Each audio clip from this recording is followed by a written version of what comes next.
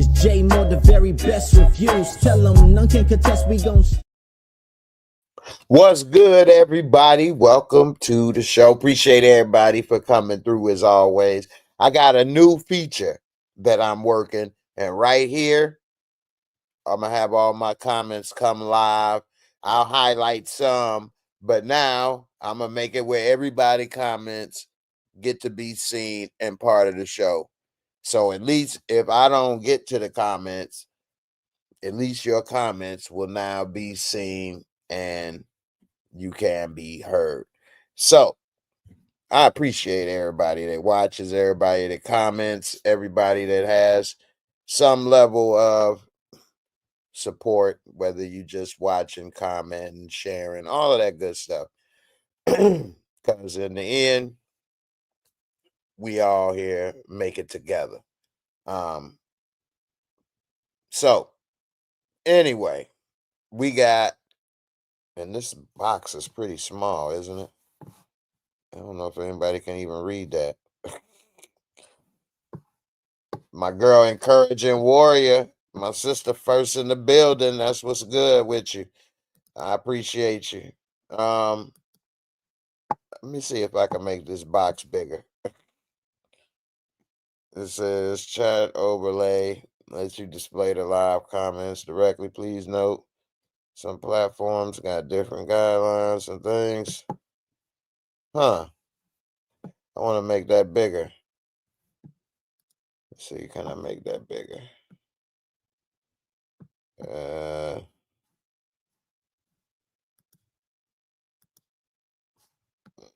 Let's see.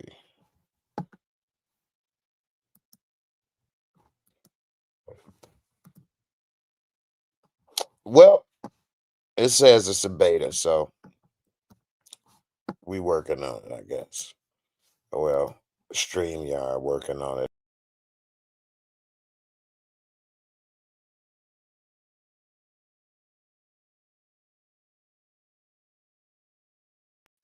I done kicked myself out with this mouse. All right. Well, hey, if you got glasses, you can see the comments. But hey, we working on it. We trying. We rolling in this piece. All right. No, I didn't change the platform, but I'm really thinking about it because I do want to be able to have some couple features that StreamYard doesn't have. So I've been thinking about it, but StreamYard, I guess, must be realizing they losing customers because this is one of the features I wanted to use, and now they brought it. Damian Kenny, what's good, my brother? Appreciate you, fam. Encouraging Warrior. I don't know about moving on up like the Jeffersons. I'm moving, but that's because of the wheels. All right, let me take a swig of this juice because there's a lot to talk about today. And I didn't go live on, what was it, Tuesday?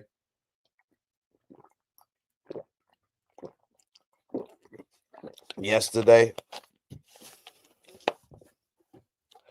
Man, I was wore out.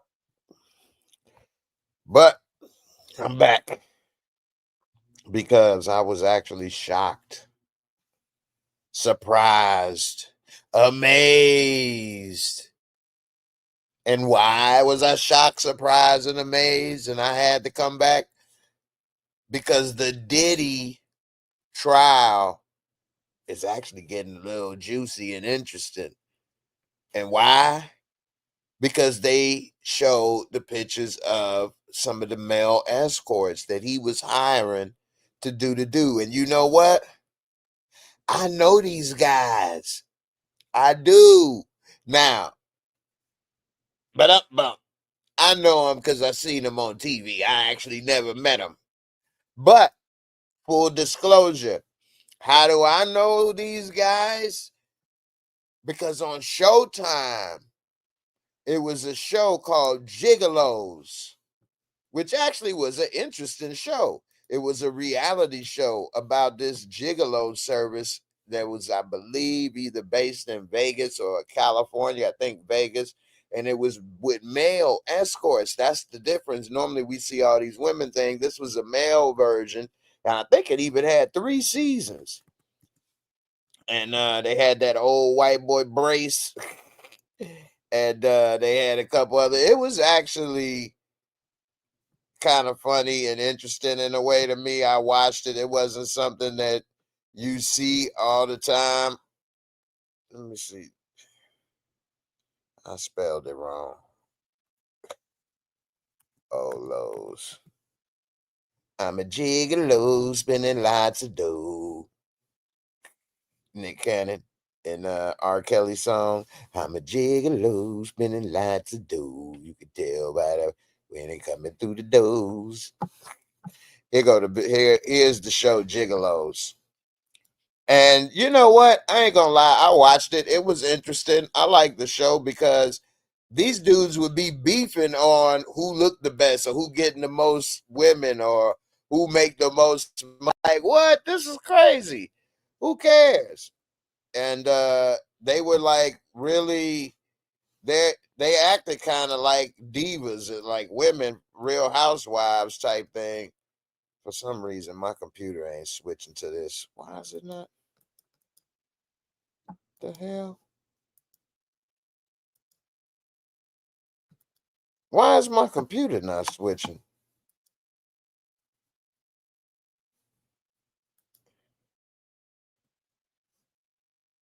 What in the world? There we go. This dude right here, Brace, I remember him because he was old compared to the rest of the guys. He was in his 40s, but he still had his body and was working on it. And he was always threatened by this dude right here, Ash, and he had the hair. What movie was that where they were making fun? He had the hair. Oh, it's a bad movie. It's called Wieners. And in the movie Wieners, it got Keenan Thompson in it. And it's a part where this dude, Zachary Levi, he ended up being not the Flash, Shazam. He ended up playing Shazam, but this is when they were younger in their 20s, and they had to put melted butter on him, and they were dancing to try to win some money to get back home. And it was a dude with hair like him, but he was anyway. This dude was the new dude everybody was threatened by. This dude had the bald head. He looked kind of like Doug Christie. These 3 dudes was the ones I remember as far as kind of keeping the show interesting. Well, guess what? I wonder, you know what? Celebrities are people too, believe it or not. And we have all seen celebrities and pictures with other celebrities for years, right? But a lot of people don't think about it like this, but celebrities like to hang with other celebrities. You chilling and Mike Tyson walk in the room, you want to hang with Mike Tyson too. You know, certain people walk in the room, you could be famous, you want to hang with them too, see what they like. So I guess if you super freak, and I got an understanding of what the freak offs is a little bit. Not that I agree, but it is interesting. So the freak offs are something similar to like the NBA playoffs. But this ain't the playoffs. This the freak offs. We gonna see who get to the championship. Who the championship freak. This dude crazy. This ain't the playoffs. This the freak offs. Now in this room, we got Brace and we got Tarzan. Which one gonna freak the longest? I'ma sit there and watch and play with myself with baby oil and judge like Simon Cowell in American Idol.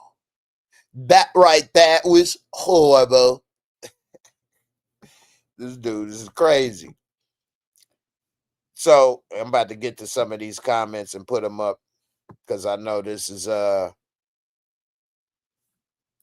this little ass screen they put on here ain't really giving us credit. Big's birthday, Big. I made it multi before I died, no lie.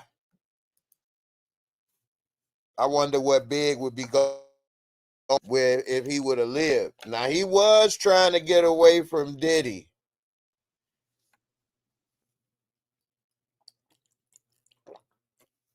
So he may not have got wrapped up in some of this.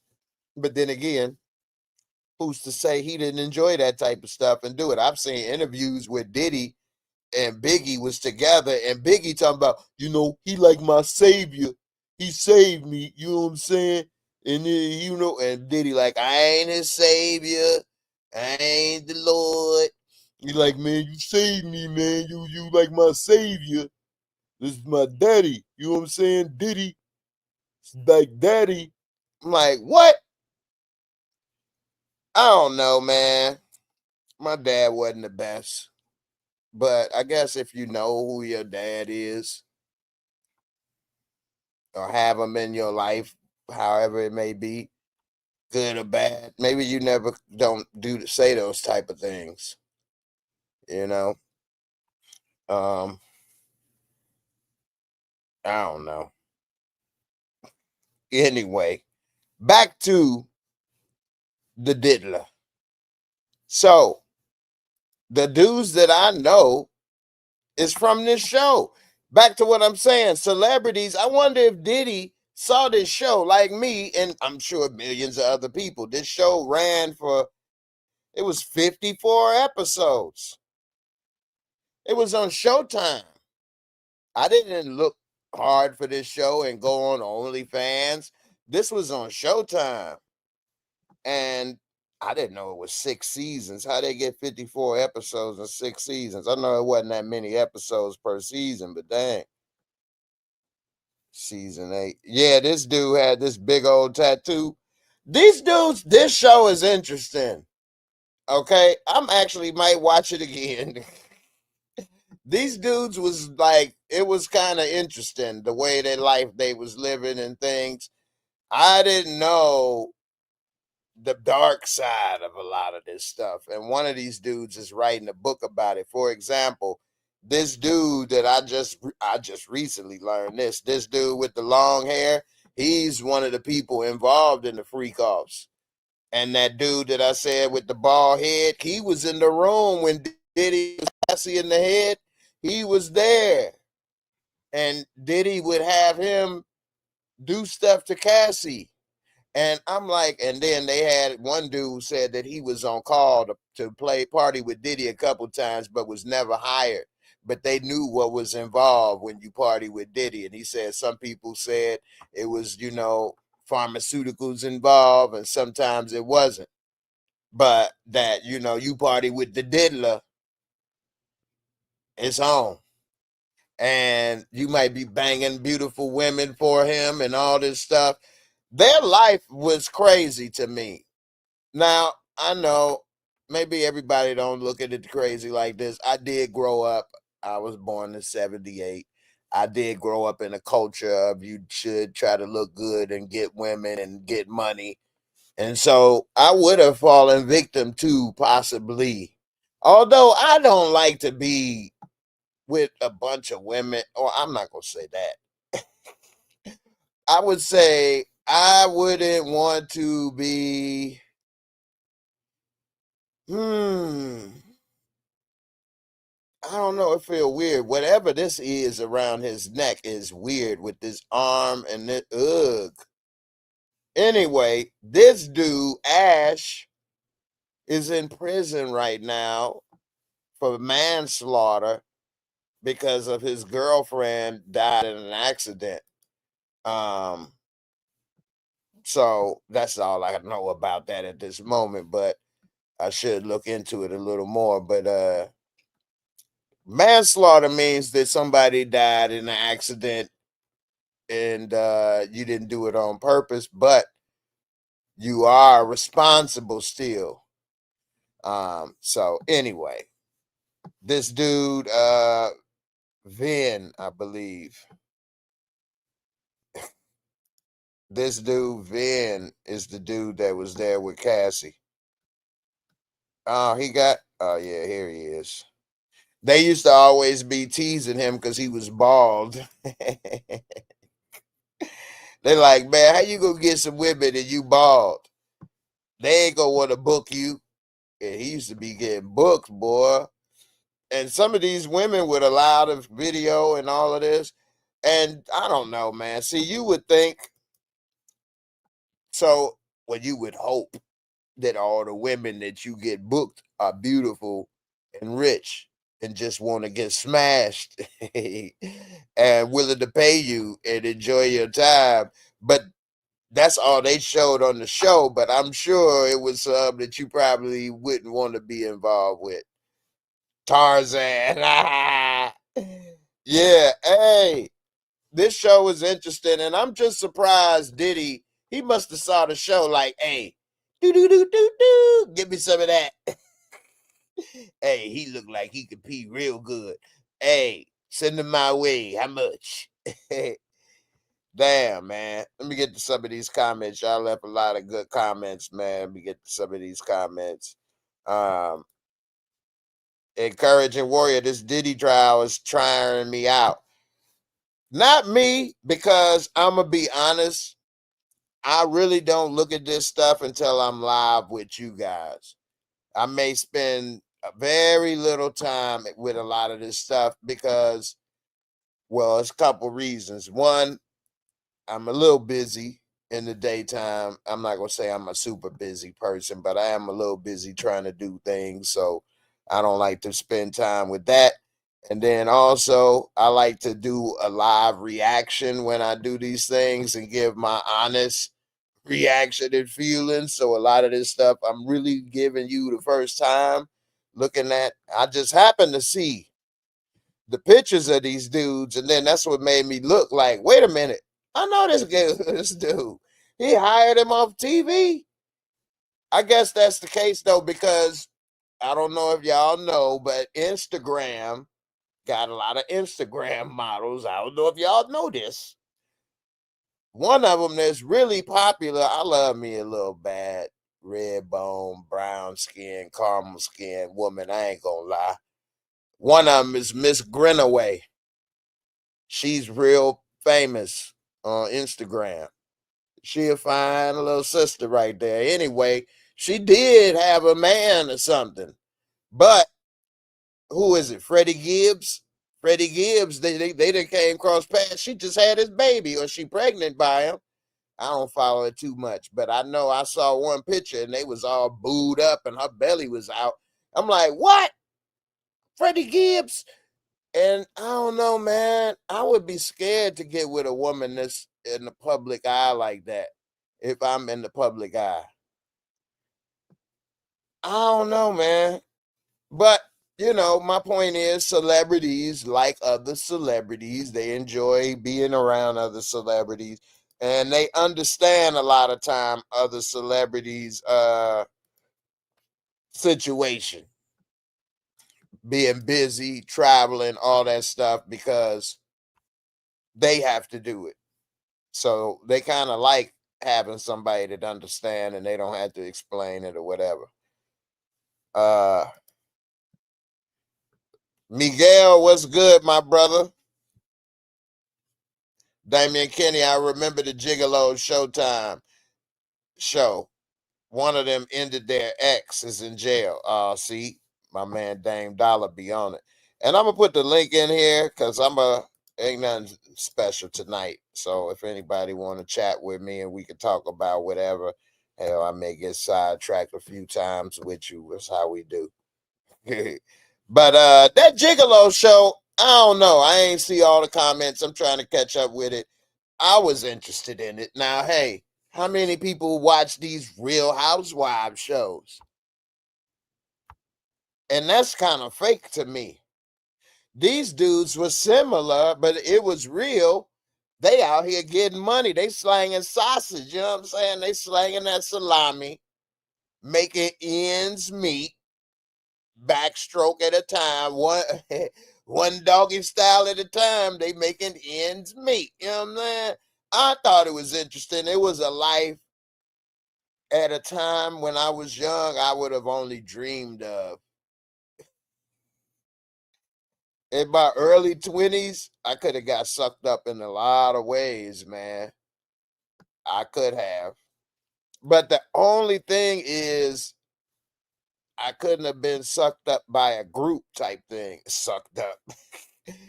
Dragged into a group things.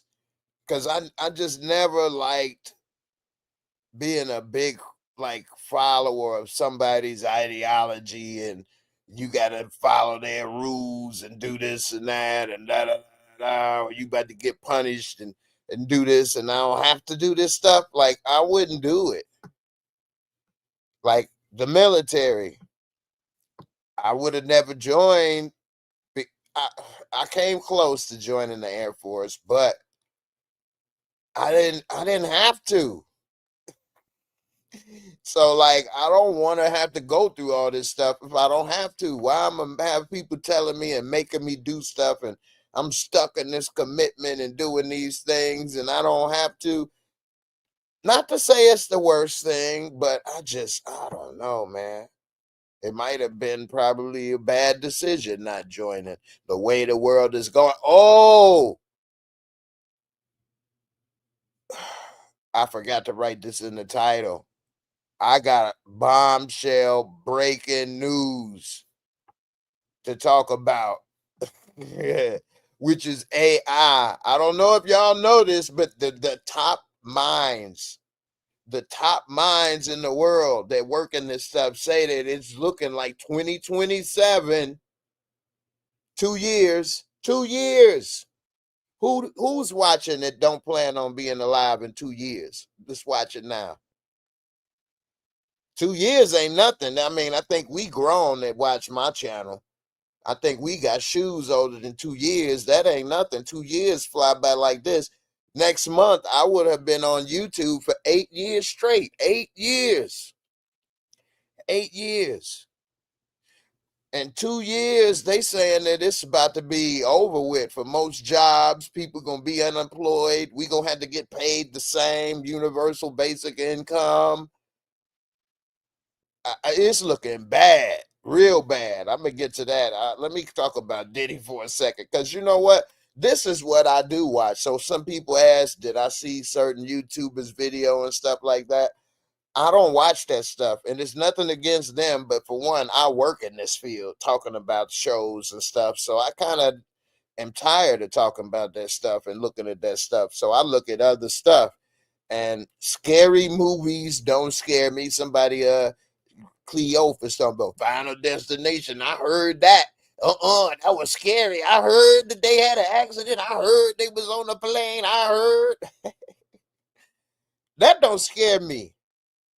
You talking about robots replacing jobs and universal basic income and nukes and they gonna have control of weapons and all that. That scares the living daylights out of me, man. That's scary. Terrifying. Straight up. Miguel Disley, you say my mom used to watch that show. LOL. I used to be like, fudge, you looking at mom. I'm surprised your mom was looking at that. I guess women would watch that more than men. And women would probably be thinking, I wouldn't hire him. Ooh, he's good. I might have hired him. I probably wasn't a lot of men watching it because you know what? That show did have nudity. And you see some big old tiggle bitties hanging out in that mud. But so that did keep me interested. If I'm able to watch P Valley and ignore Uncle Clifford, uh, but as a man, a young man, had I been living in Vegas or there, and somebody's like, "Hey, man, you a good looking dude. You gonna make $1,000 a night, banging beautiful women?" I might have called, boy. What? What? Okay. What?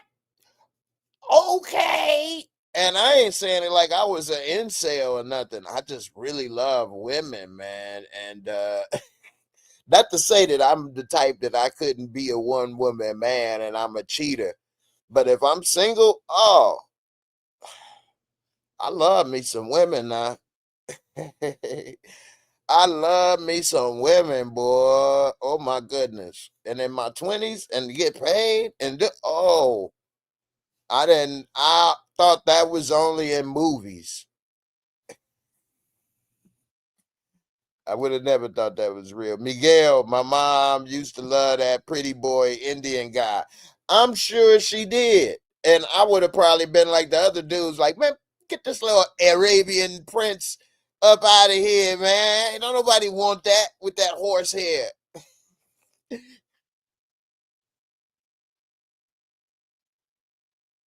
Doing your little shake dance. Yo, yeah. Hey, man, get that up out of here, man. We sell American meat. It's American meat market. Let me get to some of these comments. I know I'm way behind. Big was one of the greats. Miguel Disler. You say, yeah, and even in that music video, Big did that was a tranny in the video. I never noticed that. That's crazy. You know what? I'm glad you brought that up. That is very, very questionable. Here's why. That was way before anybody was thinking of trannies and that type of stuff and uh whatever it's called. Maybe they call I may be using the wrong pervert language. That's what people were saying in the 90s. Whether they transgender, whatever the case, not trying to be offensive. But nobody knew that. And you know what? My thoughts on that video was all this time is that I thought she was being gangster or something. Like she didn't want to wait in the women's line, in the line for the women's bathroom. Because if you have been partying in clubs and stuff, and that was my first time starting a party in club in the 90s around this time, and women's bathroom lines is always longer than the men's. So I was thinking she trying to skip the line. She like, man, I don't give a damn. I'm about to pee standing up. I'm thinking, damn, she crazy. I didn't think she was pulling out a water spout to use the bathroom. I didn't know she had a nozzle down there. And he was, I don't know, man. You know, that person eventually, allegedly, because I ain't been able to do research, but I heard that person eventually, allegedly, was taken out over something sneaky or something related to that. I'm not sure, but yeah, man, that was crazy. Miguel, you say, yeah, women watch that. I wonder if Cassie was watching Showtime and saw gigolos like, ooh, he fine. Diddy like, do, do, do, do, do. Hey, this the diddler. Give me two. I want two to go. Give me a Tarzan and a Baldini.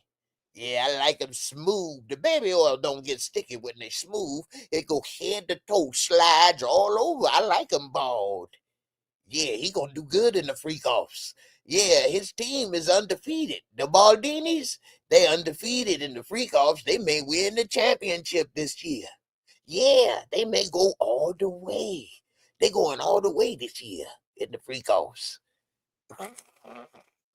They real aerodynamic when they bald. Just slide all over. Hit the toe. Miguel, you say, but Jay, Diddy had these guys as escorts for his freak offs. Yes. And I'm about to bring it up. I know I've been talking and sidetracking for a second, and but here it is. I'm gonna bring it up on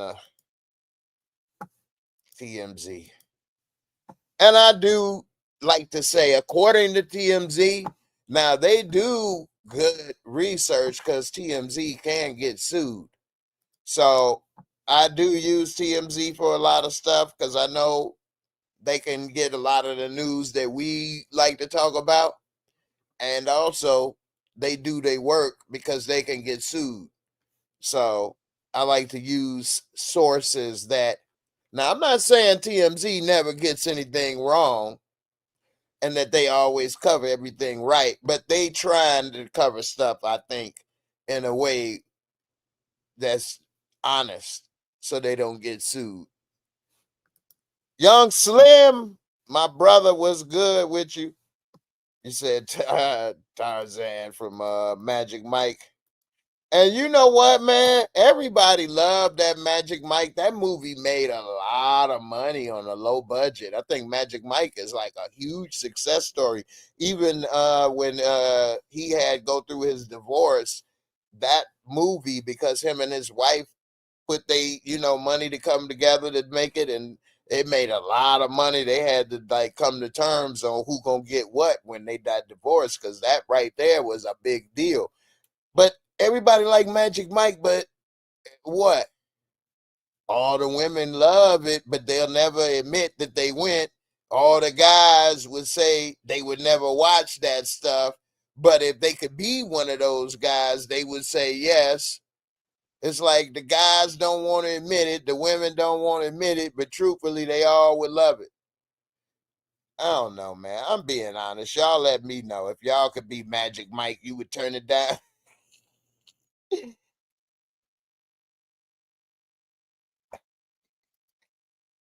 Jen, what's good, mama? How you doing? You remember that show? I know, right? I'm sure you do. No, I remember that show. It was interesting, man. I liked it. I didn't know it was on for 6, 7 seasons. I thought it was 2 or 3 seasons. I definitely didn't watch every episode, but I am interested to see some of it again. Jen, you're gonna have to be my co-host, mama. You knew me first. I'm just playing. Miguel, whoa, I ain't know he got locked up, Damien. Yeah, man, dude locked up for manslaughter. Oh, I did have this TMZ I was about to do and read. I'm trying to catch up on some of y'all comments. I know that they going live in this little box down here to the right, but it's kind of small. Miguel Disler, my mom asking if they still give the show. Jay, I told her no. If they still give the show. What do you mean? I guess you want to know if they still got it or something. But the show been off the air for a minute. Antoine Herring, Queens Nation was good in the building. Miguel, yeah, Freddie Gibbs. You already know that in a year or two, she gonna be getting his money and child support, owning his masters. I'm just saying, man. Some of these women, let me tell you something. I ain't the best looking dude. I know that. Every girl or woman that I came across, they didn't all like me. But I did have a few ladies that like me and things. And I have seen a lot of beautiful women and dudes and things. And normally, good looking women don't like dudes like Freddie Good Gibbs and things like that, or NBA player looking dudes. I feel bad for some of them, man. I do. Because not that I got all the women or all the fine women came my way, what? Because I never been a millionaire or rich, so or famous, so but these dudes, everybody like, well, I'm gonna say every straight man likes a beautiful woman. I would like to think, and once you get money or success, it is easier to get a beautiful woman attention. But you gotta know inside that what is happening is that it's because of who you are and what you're doing and what you have. I don't know, man. Not to say that you can't fall in love or that every woman is with a guy that's maybe not the most handsome fella. That don't mean that they all were fake. Hell, Biggie was smashing Faith. Biggie was not necessarily known to be a looker Whoa, one eye, lazy eye, black, fat, what do you say, fat, black, and ugly as ever. However, I stay coochie down to the sacks, rings and watch filled with rocks, and the jam knocks. In the Mitsubishi, girls pee-pee when they see me. Uh-oh, they was pee-peeing then. He was making them pee-pee when they see him. Navajos creep me in they teepee. Biggie was a pee-pee man. He said it. Anyway, charisma and swagger is important. Humor. I'm not saying women are as superficial as men when it comes to looks, because charisma, swag, you can make them feel comfortable, secure. It is a lot of other ways to a woman's heart. Whereas a man, the way to the heart is doggy style position. Nah. But I'm joking on that. It does help. It is the quickest way to the heart, but not the oh. Anyway, we see these dudes get with these women, and I would feel bad for them, man. Like even me now in my situation and things I go, that's probably why it's probably really hard for me, because I just, man, what you up to? What you up to? You up to something. You don't want this. What movie was that where they had the dudes in the lineup? And they said, all right, say the line. I know you want these nuts. Girl, I know you want these nuts. And they had the gay dude. I know you want these nuts. What movie was that? Girl, I know you want these nuts. Say it like you mean it. I know you want these nuts. Say, I know you want these nuts. Damn, man, what movie was that?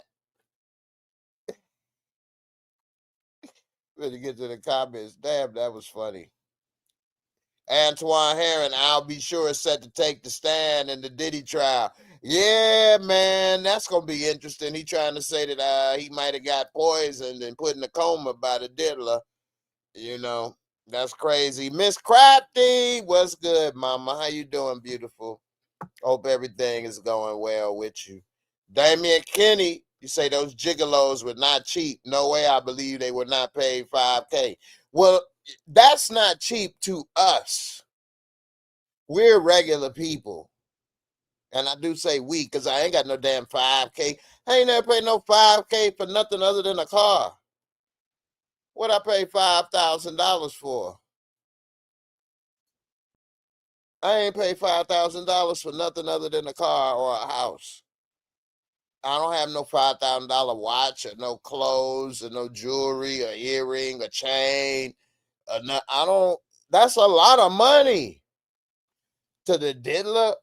What's 5, 10 grand? That ain't nothing. You got a couple 100 million. You don't even notice that. As Joe Rogan say, they just fun coupons. Hey man, I'm about to have this the freak offs. What? We about to put bets on the line. Who gonna win the championship title? So I can book them for the day for 15 grand, and I can baby oil him up all day and night. That's a deal. And he off TV. He a celebrity. He a celebrity freak off. He a professional. That's like me booking Diddy for performing at a birthday party or something. You know, you feel like you doing the deal. They probably was booking real porn star. Well, I'm about to get into it. I'm trying to go through some of these comments, but 5K is not anything. That's very cheap. It's damn near free. Basically, when you got hundreds of millions of dollars, they buy shirts. Literally, shirts. I was just watching, what was I watching? Conan O'Brien Must Go. Conan O'Brien Must Go. It was on HBO. I couldn't watch it all. I used to like Conan. It ain't the worst. I like travel stuff, seeing stuff. I couldn't watch it. But my point is, this was just yesterday. I watched this or something. And he was like, somebody did something and spilled something on his shoe. First of all, real rich people don't have labels on their clothes. They don't. And so, like, all his jacket, shirt, none of that. It's no label, no logo, no Tommy, no polo, none of that. The shoes, they look like nice brown leather shoes. They decent, like a half boot, whatever. And I love me some shoes. And something spilled. He's like, watch it. These are Bruno Chavelli's or whatever, these shoes. I went and Googled it. Them shoes are $1,500 starting and going up. I looked at dude's lineup. He had a shirt. It looked something like this. It was like $5,000. I mean, no logo, no nothing. What? What? He had a shirt on there for $10,000. $10,000 shirt? What?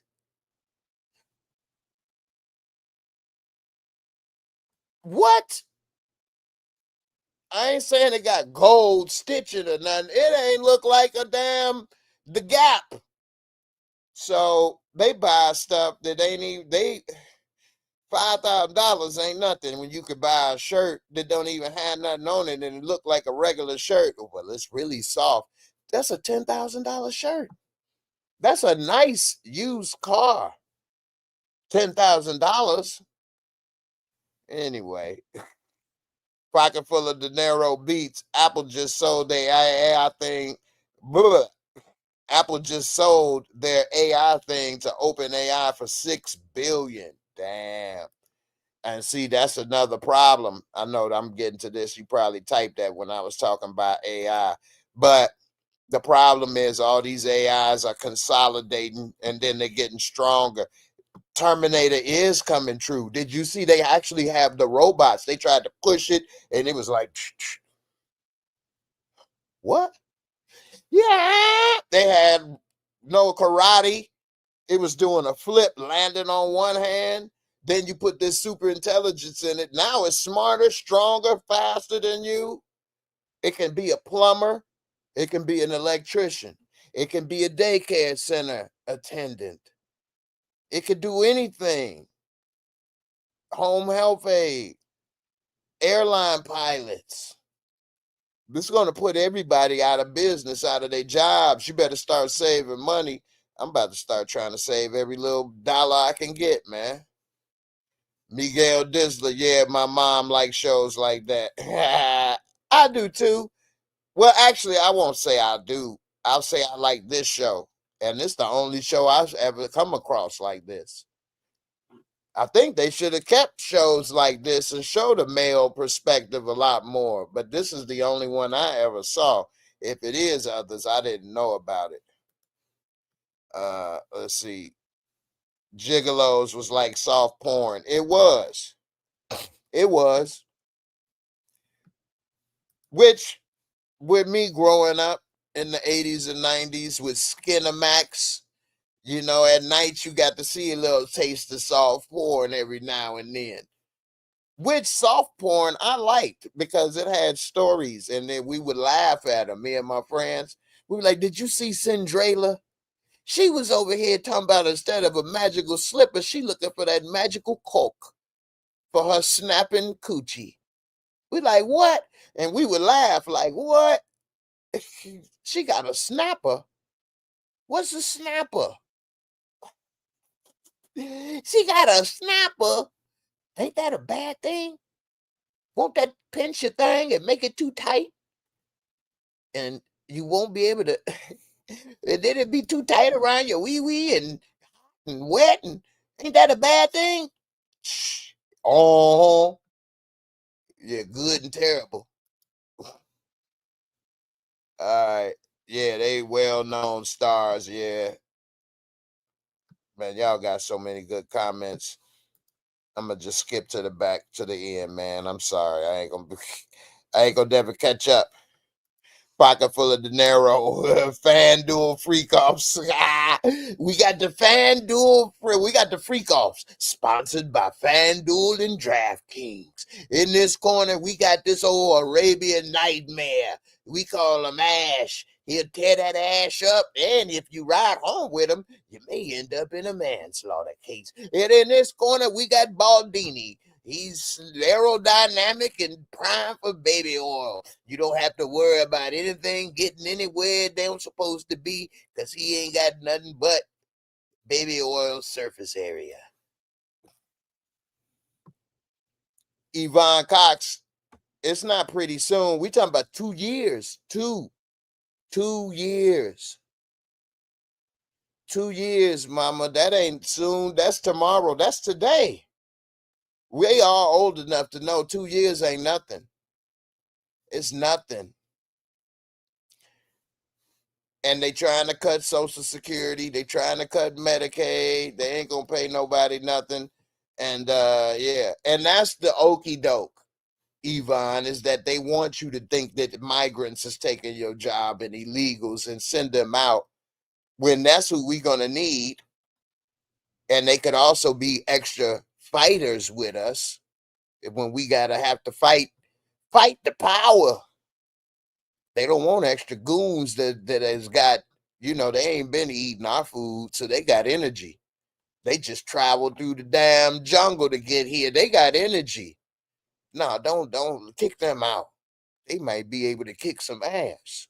Leave all these fat, lazy Americans here by themselves to have to fight the power. Let's see how that go.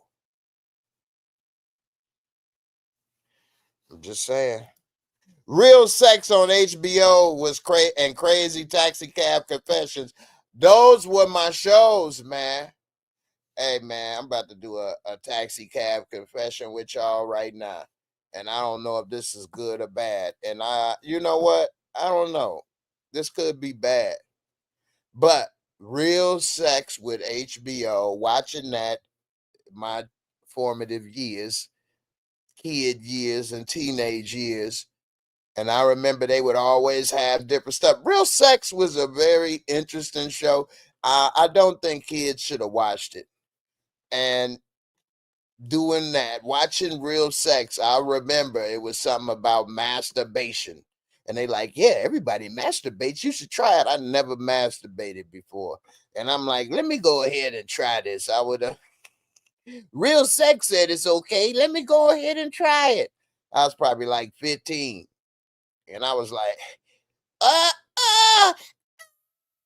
what did I do to myself?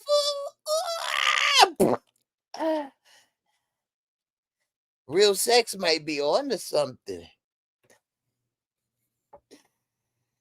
What if I was like 10 and started doing that? I'm sure it's probably somebody 10 years old that saw it and probably thought of me, well, not of me, thought similar to me, and go ahead and choke that chicken and after watching some Real Sex. Some people wanted to choke that chicken right away on purpose. They was doing. I would watch it and I like the stories. They always was doing some stuff and weird stuff or whatever. And I like the stories. The next thing you know, they was talking about what happened. And I'm like, what? That ain't never happened to me. They like, yeah, if you do it, this'll happen. And I'm like, let me try. They didn't lie. They didn't lie. Hey, Young Slim, this ain't gonna work, bro. They are smarter than, so everybody's distracted and not paying attention. And what are they doing? They building bunkers in Hawaii and remote locations that we can't get to. We won't have the resources to get there. And with drones, with, you know what movie? Oh my goodness. This movie, and I knew it when it came out, but I didn't know it would be this fast. This movie is so realistic. It's called Elysium with Matt Damon. Now, I don't know if we're going to be able to have the space station where the rich could leave, but that will live while everybody else is polluted. But like them walking around with the robotic bodyguards that can shoot with accuracy better than any human. They bulletproof. They got the scanners and all of that. They're going to be in the flying vehicles while everybody else stuck on the ground. They're going to be in locations we can't get to. I mean, it's not going to be that easy. They got the robotic dogs that can carry weapons and go chase you down and different things. It's just not going to be that easy. It's going to be almost nearly impossible for us to do that in a sense because there's sensors and tracking and drones and all of this stuff will pick up body heat, pick up movement. It'll see this and that. We'd have to have all these other tech. With it being so technological, you'd have to have jammers and trackers and all kind of stuff. I mean, it's getting bad, man. Hey, Miguel. Oh my goodness. I really feel bad. I wish I was older. And I definitely wish I wasn't hurt because I'm screwed too. But Miguel, you say I feel bad for these young teens. Too much BS on social media. That's why kids are dirty minded now. Not only that, what are they going to do? Where are they going to work? Almost it's a point of what are you going to school for? Because you go to school for education, but really it's a job training.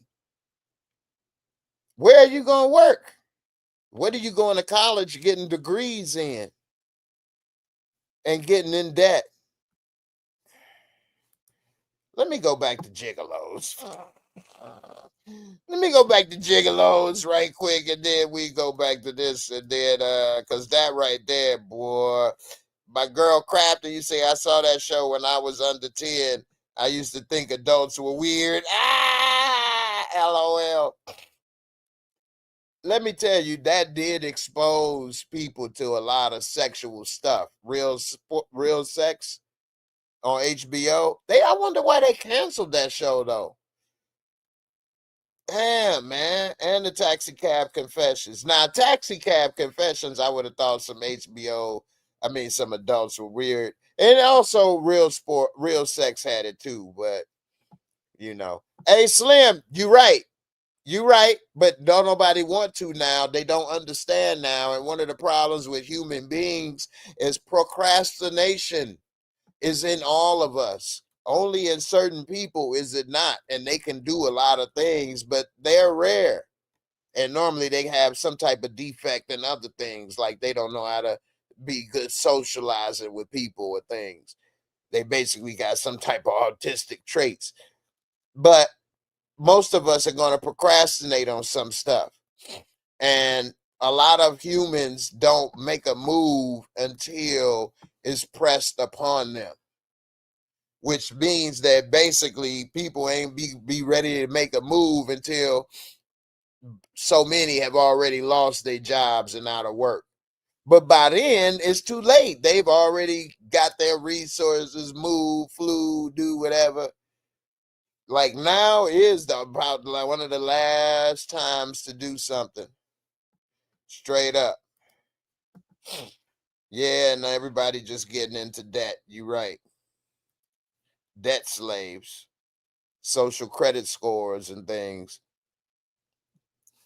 The Bunny Ranch on HBO, I wanted to go there. You know what? Maybe they should have took this stuff off because it was influential. I wanted to go to the Bunny Ranch, but I didn't want to hire them because although I am not naive in knowing that most women that I come across after a certain age are not virgins,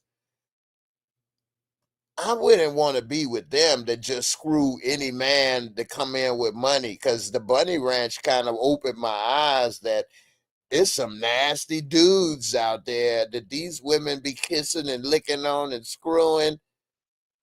Women, see, oh, that's the thing. They didn't show that part on Gigolos. Greasy women. I guess because they charge so much money, I guess they had money, but the Bunny Ranch, that's a couple $100. You getting greasy ass truckers and stuff.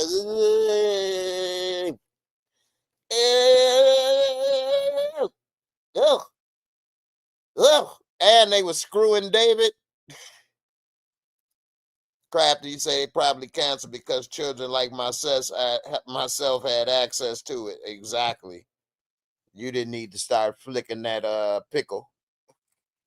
You ain't need to start flicking that little pickle at an early age. What? Damian Kinney say AJ Johnson Ezel for Friday was on HBO Real Sex at a swingers club with his wife. What? I actually had a chance to go to a swingers club. It was a couple swingers clubs here even. When I moved here in 03, 04, it was still a little bit of that going on. It may still be going on now. I don't know. But um I don't like to, here's the thing. If you my woman, I don't want nobody else to screw you. You my woman. I ain't sharing you now. What the hell? Nah, if you was a girl and we may have been doing things with, I would have went with you. But at that time, I was with my son, mom, and I'm not about to be putting my baby mama out there like that. That ain't how I am. If anything, I try to protect her till she started acting crazy. Anyway, so this dude, let me go back to this because I've been taking forever. It says, here are the faces of the freak off escorts. These two dudes right here were on the show. And this dude, he looked like he probably, I don't know. Anyway, it says the alleged sex workers have finally been unmasked as week 2 of the testimony gets underway. It says on Monday, prosecutors released a document dump of exhibits entered into trial evidence, dropping an avalanche of photos and other information. And some of the pics showed the faces of the sex workers Diddy allegedly hired to be transported across state lines. That's the key. Across state lines for freak offs with his significant others, including Cassie. The feds define a freak off as Diddy, a girlfriend, and a male sex worker engaging in marathon sex sessions that were often recorded by the Bad Boy Records CEO inside hotel rooms. Prosecutors say Diddy forced or coerced his girlfriends into participating in the freak offs. I think this is something that's kind of hard to prove. Forced or coerced. I think that's going to be hard to prove, but we'll see. Also, Diddy looks old, man. He is gray as can be. He been paying a lot of money for a long time to dye his hair. Diddy look like Snow White. Anyway, it says here's some of the snapshots of the male escorts whose images were shown on monitors provided to each of the 12 juries during Cassie's testimony last week. Cassie was able to identify some of the escorts while not remembering the names of others. I will say they did like a lot of bald men, you know what I mean? Hey, any brothers out there that's worried about your hair or your looks, let me tell you something. If it's good enough for the diddler, good enough for everybody else. No, I'm just saying women actually don't mind men with a bald head as long as you still handsome and well maintained. It's actually not as bad as you think. These guys, if your head ain't all lumpy and crooked, but a lot of guys that's spending money for hair transplants and stuff, you don't need to do that. It's got Antoine Herron freezer meat. What? I done mess with you. What else you might have said? Crafty. It's a few swinger clubs in Atlanta. I'm sure it is. You're gonna have to take me to a few, girl. Hey, making a rolling club. Nah, Young Slim, like in Walking Dead season 2, I'm taking over a farm if stuff hits the fan. Yeah, but that ain't realistic because there's too many people. And what if they come your way? The thing with like Walking Dead and stuff is that it was enough of a group to hold stuff down and build walls and try to do all that stuff. But when it's by yourself and you don't have enough ammunition, and what if Because what was the biggest problem in Walking Dead? Was it the zombies or other groups of people? It's really other groups of people. So if another group of people see your farm and say, man, we about to take that. It's only one man and his family. We can flank them. We can take that, put up walls, and then we can feed our people. You're in trouble. So that's the bad thing, is that other people exactly is the problem. And they'll be like, yeah, we about to get this ninja. It's only one of them. Yeah. And his family, we can kill them, no problem. You better have bazookas or something, have it set on fire the whole field if they come for you. I got everything planted. If I die, it's attached to my heart. If my heart stops beating, the whole place burns up. Anyway, this dude, he kind of, I don't know, man. Some of these dudes, I don't know, maybe it's this redness in here, but I don't know. He looks sickly to me. It says one worker named Jules, the third person, Jules, was in the hotel room with Diddy and Cassidy. Jules was on the show, uh, Gigolos. And it says he was there when that was happening. Another is Jonathan Odie, also known as Diddy and Cassie's alleged sex slave, who supposedly engaged in multiple freak offs with the former couple. This dude, Jonathan Odie, was their sex slave. Hey, sex slave, go eat that box. Okay, I guess if that's what you say, Cassie, let me eat that box from the back, boo. Let me put it. Let me eat that box from the back. Ah, all right. It's hard being a slave these days.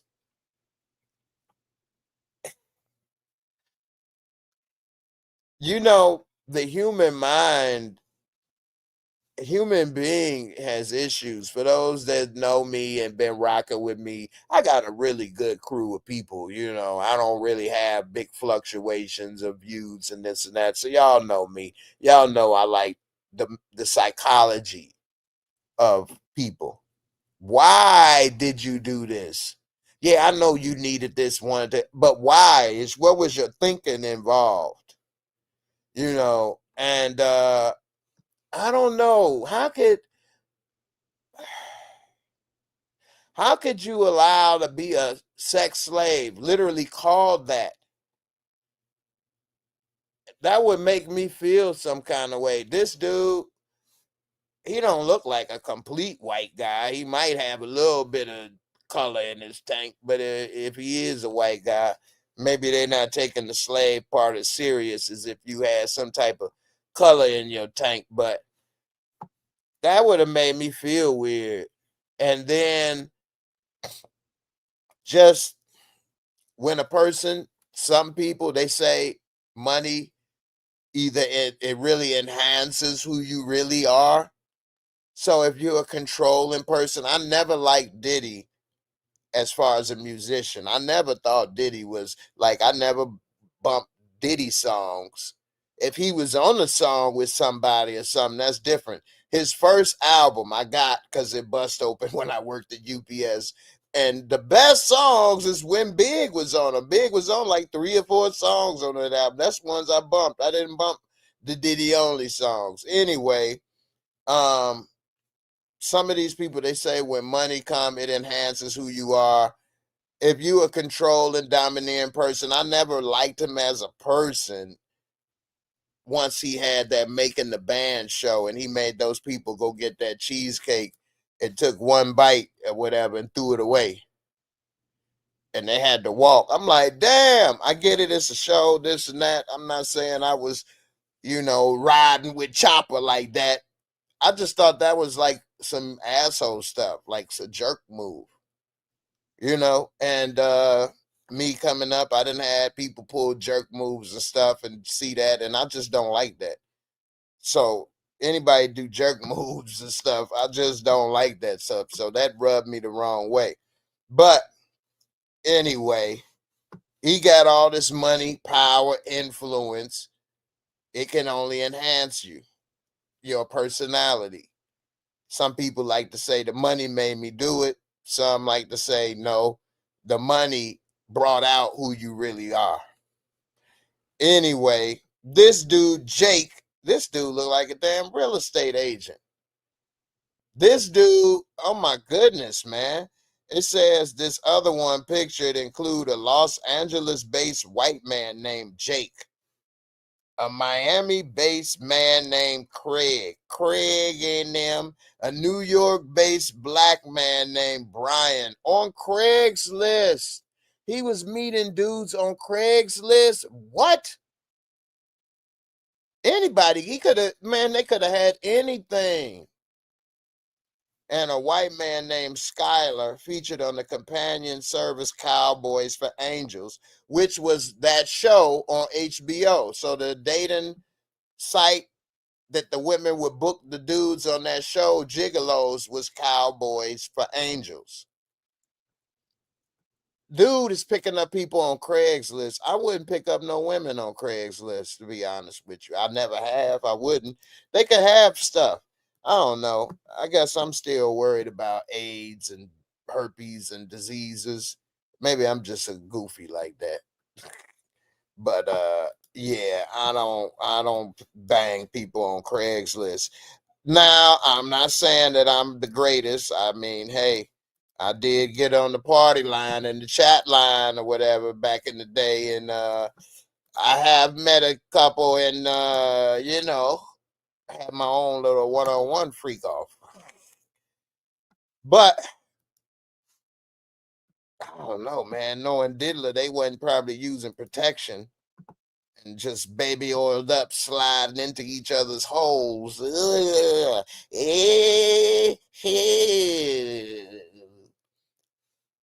Ness, yeah, Elliot Ness, he was a banger. They could have did something with them, man, but Miguel Disler, you say no, Jay. All that stuff is out there. God forbid. That's true. That's true.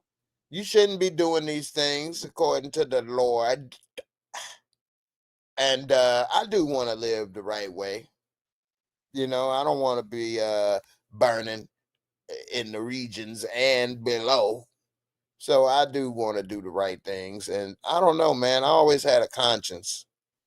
So that's one of the things, man. I have had a conscience. That's why I said when I was younger, even though I did have a conscience when I was younger, boy, fine women, money, that would have really corrupted that could have really got me in trouble back then, just being honest, because I was a weaker person. Now I'm not saying I'm that strong now. It does help my situation now. That does help. It does make me realize a lot of things. So, but I was hoping to be married before and things, so I wasn't out there still trying to live that life. It's kind of scary. I ain't want to get boinked. I ain't want to get boinked. All right, what else? Ozempic lawsuit. Damn, man, I just spent an hour. We ain't even got to another topic yet.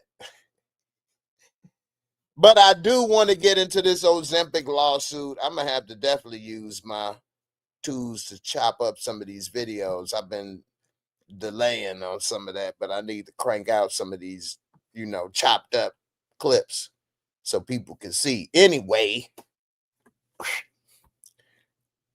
Ozempic. So here's the thing. I got a belly. I was never really, well, I ain't gonna say really. I was not fat. I used to be fat when I was younger because I was short. Before I hit the growth spurt, I had a little pudge. Had that baby fat around the neck like Emmett Jr. No, I ain't never had that fat neck. That boy neck was fat, wasn't it? Anyway, I did have a belly. But through high school and everything, I got taller, exercised, got in shape to the point where I looked good. I ain't had no belly. I could take my shirt. I had none of that. I looked good. And even up until I got injured at 33, I didn't have any fat or stuff like that. Now, I didn't have a six pack and I didn't go to the gym and dedicate hours to my body, but I do push-ups and sit-ups in the morning. I didn't want to be fat and let myself go. Anyway, after being injured, it's difficult to lose weight. And it did take a while for me to gain weight, about 3 years. And I had this other surgery because I used to go swimming. Then I couldn't go swimming anymore. And then just a bunch of other stuff. And then I started gaining weight.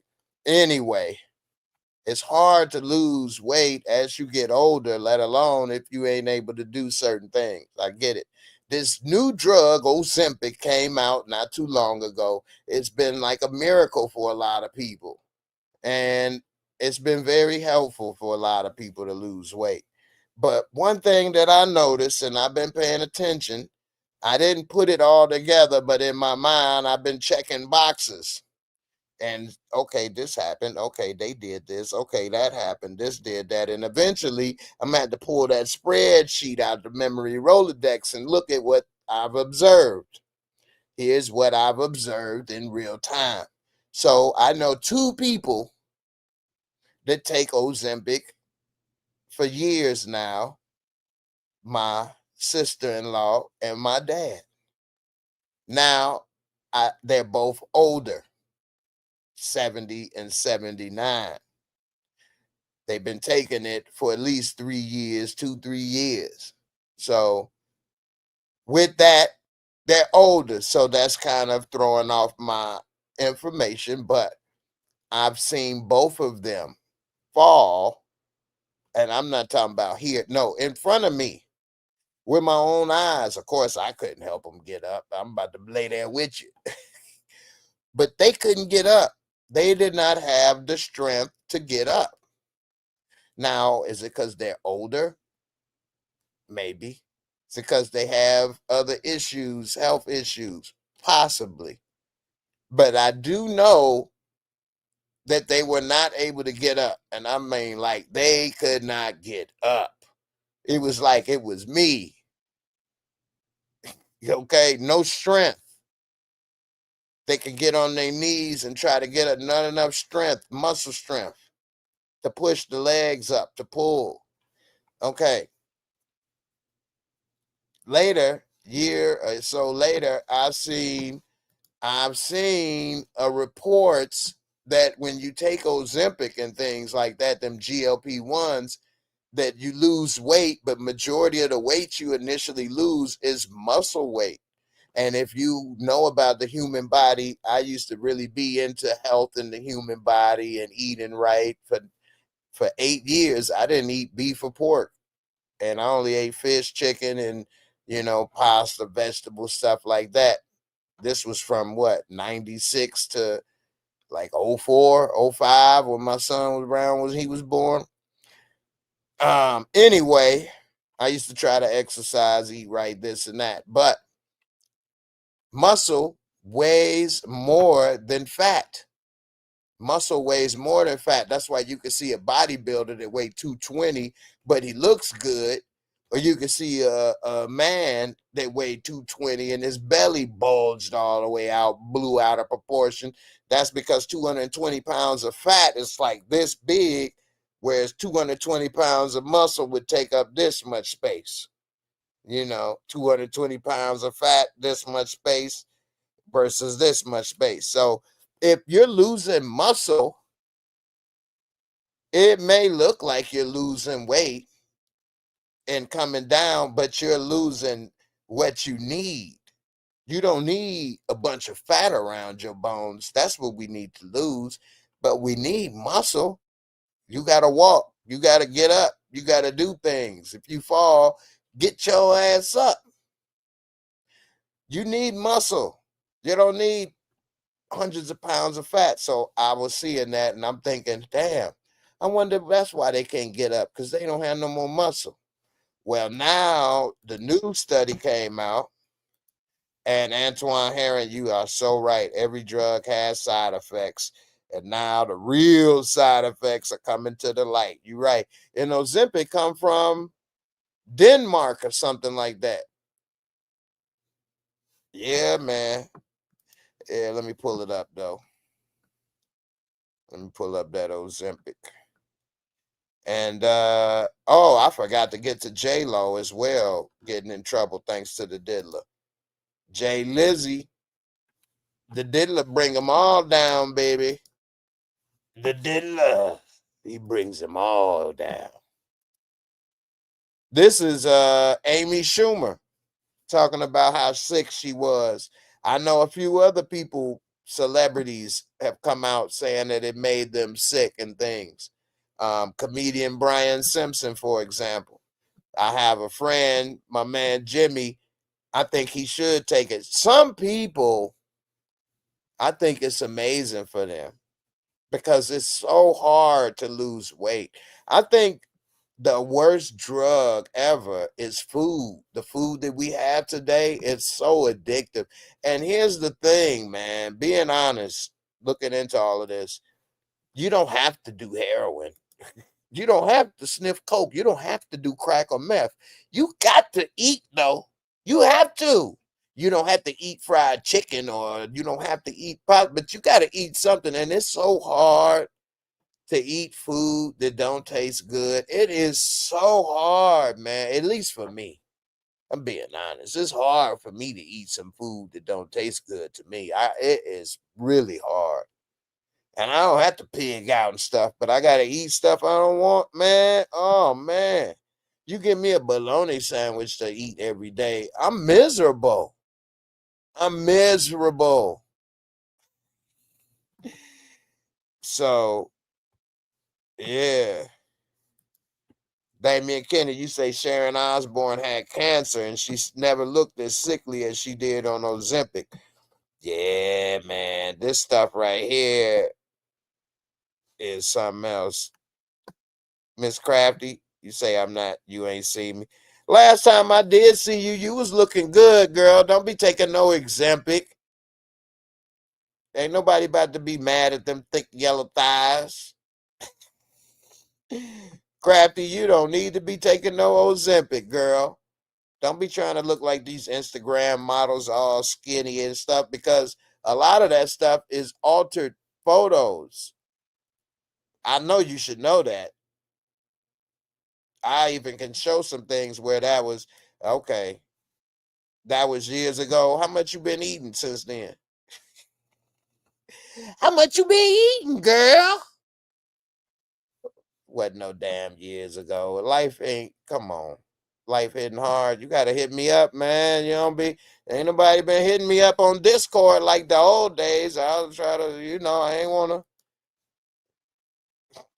I know my life been hitting me hard. You try to take care of your parents, boy. I'm telling you, be prepared. Like the Boy Scouts, be prepared. That was the motto. Be prepared, okay? Anyway, the whole restaurant. Oh no. No, baby, don't say that. Don't say that. We get back to this. But we see Ozempic, right? So that's things in my memory Rolodex that even though they old, so maybe it's because they old, but they are losing weight, but they weaker than ever. Falling around, can't get up. Both got to use canes and things. Again, could be age related and other things. So I didn't know. Well, here's the new study. It's lawsuits. And here's the thing what people don't understand about lawsuits is when you are sued, the docs come out. Yeah, bring them docs. Bring them out. Bring them out. And what I mean is documentation. They have, when you're a subpoena and you're in court, then they got to prove and you got to produce these documents. That's why when certain people put out statements or books and they like, well, if it wasn't true, they'd sue them. Sometimes they don't sue them because then they'd have to bring out all these documents and things and basically prove and show. And so it's best to leave stuff alone because then the truth really can come out. Anyway, We see that they're getting sued. More than a dozen lawsuits filed on behalf of the drug users who claim that drugs like Ozempic have caused a loss of vision. You thought you was gonna look good. Well, ain't nobody gonna see you. You ain't gonna see yourself, girl. You lost your vision. You can't see. It's making you go blind. Cleopa's about to have a whole new dating pool. Fine, skinny broads that can't see yet. They gonna need his help. Daddy, help me go to the bus stop. I got you right there. I'm the little wet dream. I'm the little wet dream. Come on, baby. Let me hold you. I got a wet dream for you. Let me tell you. We went swimming and you got in the pool. How wet is that? That dream is wet, baby. All wet and soaked up. They got a whole entire new menu at McDonald's. Did you know that? I never saw it. I heard about it. Did you know it's a whole entire new menu? Well, actually, it's only like one or two items different. But I see how you talk. An entire new menu means something different to you than what it mean to me. What it mean to me is one or two items. That's it. Nigga, that ain't an entire new menu. They got an entirely different menu. It ain't an entirely different menu.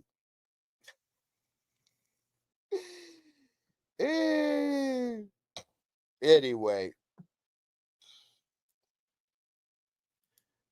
Crafty, you ain't gaining at no rapid speed. You gain as much as you put in.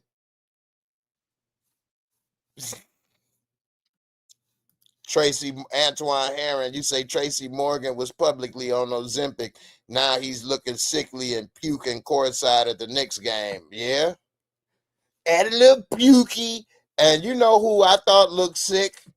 You know what, man? Who said fat people don't live long? I'll believe that growing up, that if you fat, you won't live as long and you unhealthy. Brian Dennehy is still alive. He been fat all his life. Let me show you who Brian Dennehy is, and I hate to pick him out of the mix. But hell, John Goodman. John Goodman looks sick now, even though he lost weight with his neck meat hanging in Righteous Gym. But John Goodman been a big dude all his life. He all right. He's staying in there. Just because you're a big guy don't mean you're going to die faster than a skinny guy. You know, some people, they just carry weight. And it's not always the most unhealthy. That's all I'm saying. I know some big people that they've been big and they still going, and then the supposed person in shape and young or whatever is gone. Actually, Brian Dennehy died in 2020. What the hell do I know? I said he was still going strong. This man been dead for 5 years.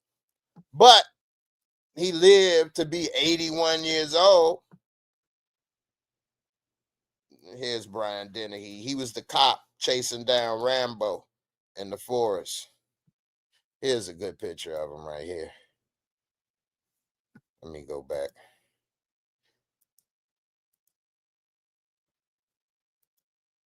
Right here. A good picture of old Dennehy. I like that coat. Anyway, he lived to be 81 years old, man. There's people that, hell, Chadwick Boseman. He ain't get that blessing. You never know, man. That's all I'm saying. Life is too random. Just because you in shape or just because you got a little weight, it doesn't mean as much as they say. It's how did you gain the weight? Have you been carrying? How you can? There's so many other factors. So Crafty, you good. Yvonne, he did die years ago. I'm wrong. It showed my damn theory was half incorrect. But he did live to be 81 years old. Anyway, it's nothing wrong with being big and having some weight, in my opinion. Um, I'm from that generation that if you were fat, you were picked on, you were bad. Everybody had to be skinny and in shape. In the 80s, nowadays, you can celebrate it for being fat. Rick Ross taking his shirt off and rapping, he could have never took that shirt off and rapped in the 80s like LL did. He could have never did that in the 80s. Everybody would have roasted. He would have been thrown out of the rap game. So, but today, that's looked at as being gangster. He's so gangster, he don't even care. He got titties. Hell, he tattooed them titties. That's gangster. Anyway, different day and age, man.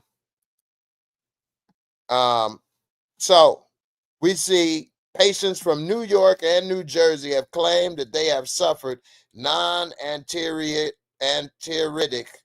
anterior ischemic optic neuropathy. Say that real fast. After taking drugs containing semaglutide, which is basically what all these drugs are, the active ingredient in Ozempic, Wegovy, and Rybelsus. So if you're taking Manjaro, I think you might be all right. But if you're taking Ozempic, Wegovy, and Rybelsus, you might be in trouble. The condition is rare and includes a loss of blood flow to the optic nerve that causes sudden vision loss in one eye. I've been having problem with this eye lately. And this eye, when I had got it tested, sees less than the other one. And also, this eye is starting to seem like it's closed or something. I told him, hey, man, you need to check this out, man. See how this eye is starting to look a little closed? Say, man, what's up? You better scan my brain or something. I got a damn tumor or something. But they didn't want to do nothing. I guess I'm on Medicaid and Medicare. So they like, hey, look here, you broke man. Hurry up and die. Hurry up and die. Every time I went to another die, hurry up and die.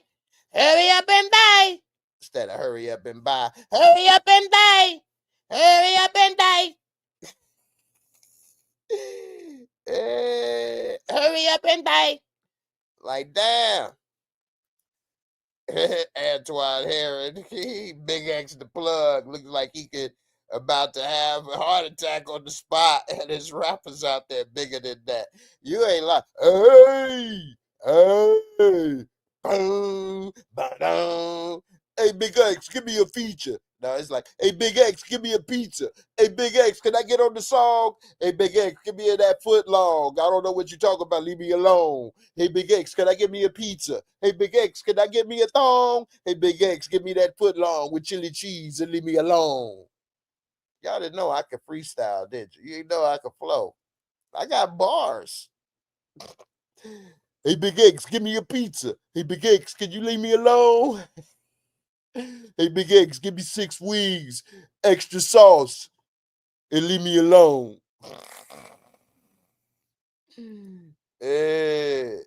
Nah, man, I never thought about tattooing my titties. I don't like them. I'm trying to get rid of them. I'm trying to work it out. Do some damn bench pressing. You like them bars, Antoine? Hey, man, I can freestyle. Hey. Back to the story at hand. Perfection is perfected, so I'm going to let you understand from my OG's perspective. And before I read the story, you better get a contraceptive. Because you know they could be burning you, man, and learning you, man. And at the same time, Ozempic, man. Y'all got me in my rap zone now. It was all a dream. I used to take Ozempic Metacream. Anyway, one of the patients, 57-year-old, I didn't drink. I should start drinking. Y'all really hear some damn raps and freestyles. One of the patients, a 57-year-old Edward Finelli, told the newspaper, "If it was a vision on the label, I definitely wouldn't have taken it. I'm a Finelli. You understand me? A Finelli. We don't do those kind of things." He said if it was on the label, I definitely wouldn't have taken it, referring to a potential loss of vision. First of all, he's lying. Don't nobody read this stuff. It's too much. And that's the thing, man. The human brain can only handle so much. We don't have enough time no more. We're bombarded with stuff. Who sat there and read all these damn app things you sign up for to accept? Who reads all these damn warning stuff and things with pages and things? It's just so much. We just so bombarded with things that they probably do say you take this and your damn wiener fall off. And we wouldn't even know until the person wiener fell off and then be like, nobody told us.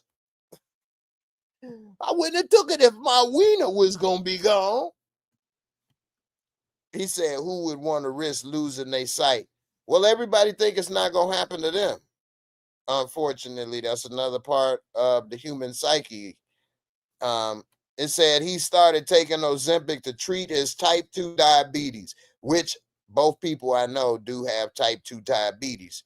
It says in October of 22, and he was diagnosed with the condition about 8 months later. So damn, he only took it for 8 months and lost his eyesight. He can no longer do his job as a general contractor because of his vision loss. Novo Nordisk, the maker of Ozempic and Wegovy, has defended its popular medications. Lauren Brody Wiener, she all about that wiener, spokesperson for the drug maker, said the condition is not considered a possible adverse reaction for drugs. What? Novo Nordisk is of the opinion.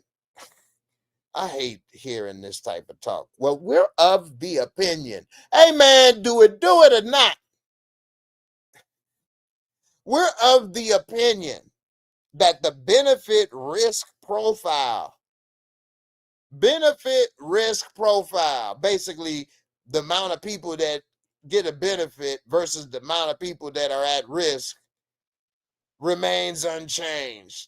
Which means what? It is what it is. Basically, they said, you know what? It is what it is. You don't want to be fat. You want to be thin. You want to be thin. You gotta push the plate away. Push it away. You don't push the plate away. Maybe you only need $3 for Christmas. Maybe you don't need $30. You're too big to play with them. You need to be a little smaller. Push away the plate. No more dolls. It is what it is. You fatty. You're a fatty. Mean person. You're mean. Really nasty. You're a real nasty, mean, nasty reporter. No. No good. Bye-bye. You're real nasty. You're too fat. They tried to put a picture of me being fat on the golf course. I hit that ball. You seen I hit that ball. You can't make me look what I'm not. Oh, man. Pocket full of dinero, my brother, you say, and not with, I must have missed what you said. Okay, you say, I don't understand why trees or liquor is enough for some folks. I'm not judging, LOL. All this is just bad. I agree. I think in my experience, trees and liquor is a lot. I never saw the need for more. I guess different drugs do different things. Cocaine, I guess, give you some type of energy or something. I never did cocaine in my life. I was always scared. So, I was scared. I might like it and be hooked. Scared I might have a heart attack or something, overdose. Just scared. It just wasn't worth it. I never wanted to get that high or feel like that. But from what I hear, different drugs give different feelings. I didn't never want these feelings, but hey, I guess some people going through some things. Anagal. What's up, Anagal? You say the commercials or advertisers for any medication spend more time talking about the side effects, adverse reactions. And if you ever seen those commercials and they're like, yeah, try this drug, it's the greatest. Ozempic. Hey, your wife will love you even more. She'll enjoy it. Yeah, Ozempic, enjoy. Be like Troy and have nice erections. Jog along the beach with your dog and family. They'll respect you more. Also, because not only for side effects, but in the state of Illinois, you got to go to if you because your dick will fall off, and you might have to go and have your booty bleed, and you might have to go ahead and go get a doctor, and you won't be able to see. But don't worry, you'll still look good. Everybody else will see you, but you won't be able to see. Thank you for trying Ozempic.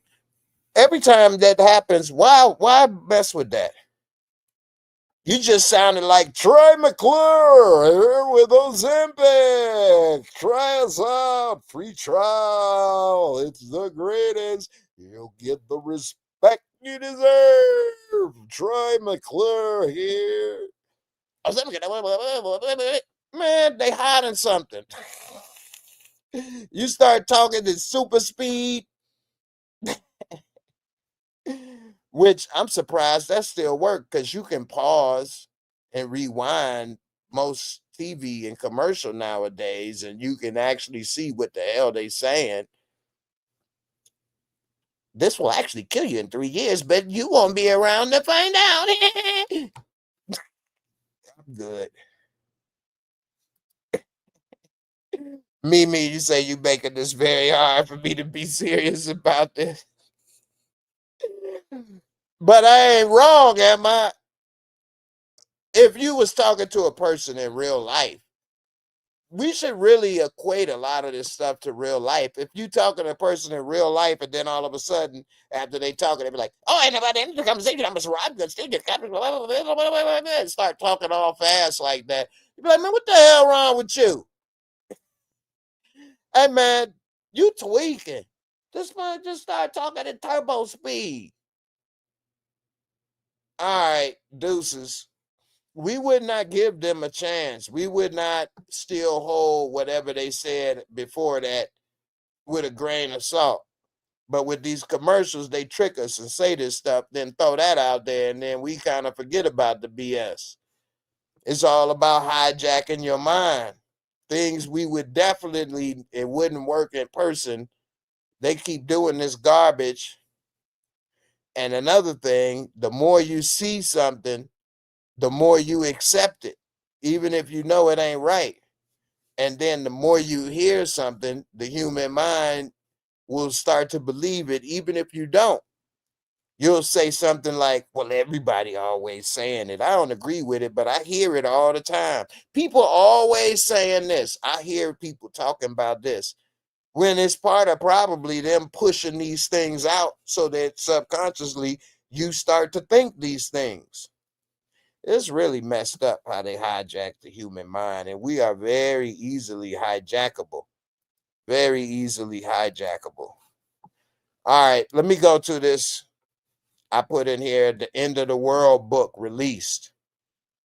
And this right here is crazy. I got so many things I could talk about. Oh man, I meant to say this and I'm sorry for not getting to it earlier, but shout out to Norm from Cheers. George Wendt, the actor, passed away recently. Norm from Cheers. Um, Cheers is not a show I would probably watch today. Not that it was racist or anything like that, but I guess times have changed. But back in the day, we had to kind of watch what we watch.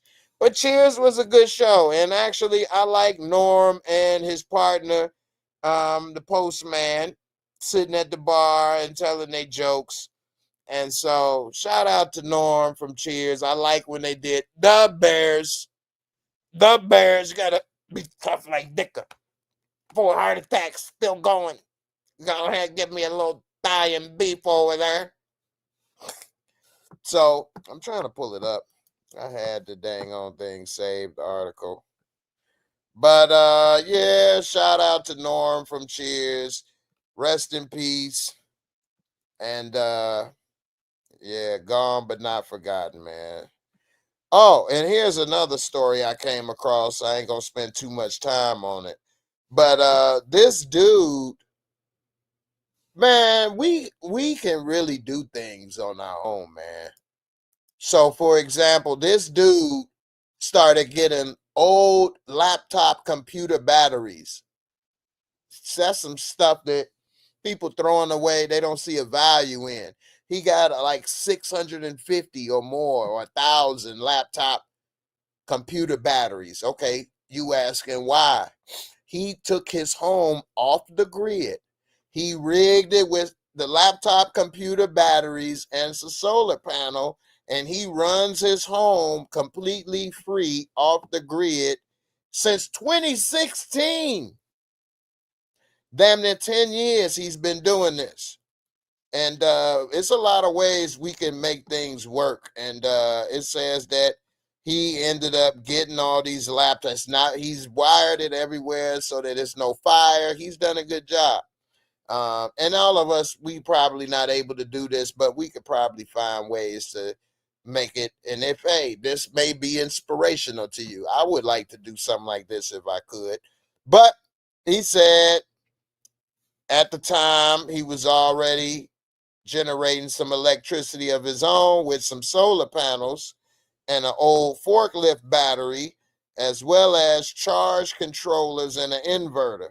He started with 650 batteries. He built a shed to later assemble the battery packs of around 100 amps each, or AH, that ain't amps, but anyway.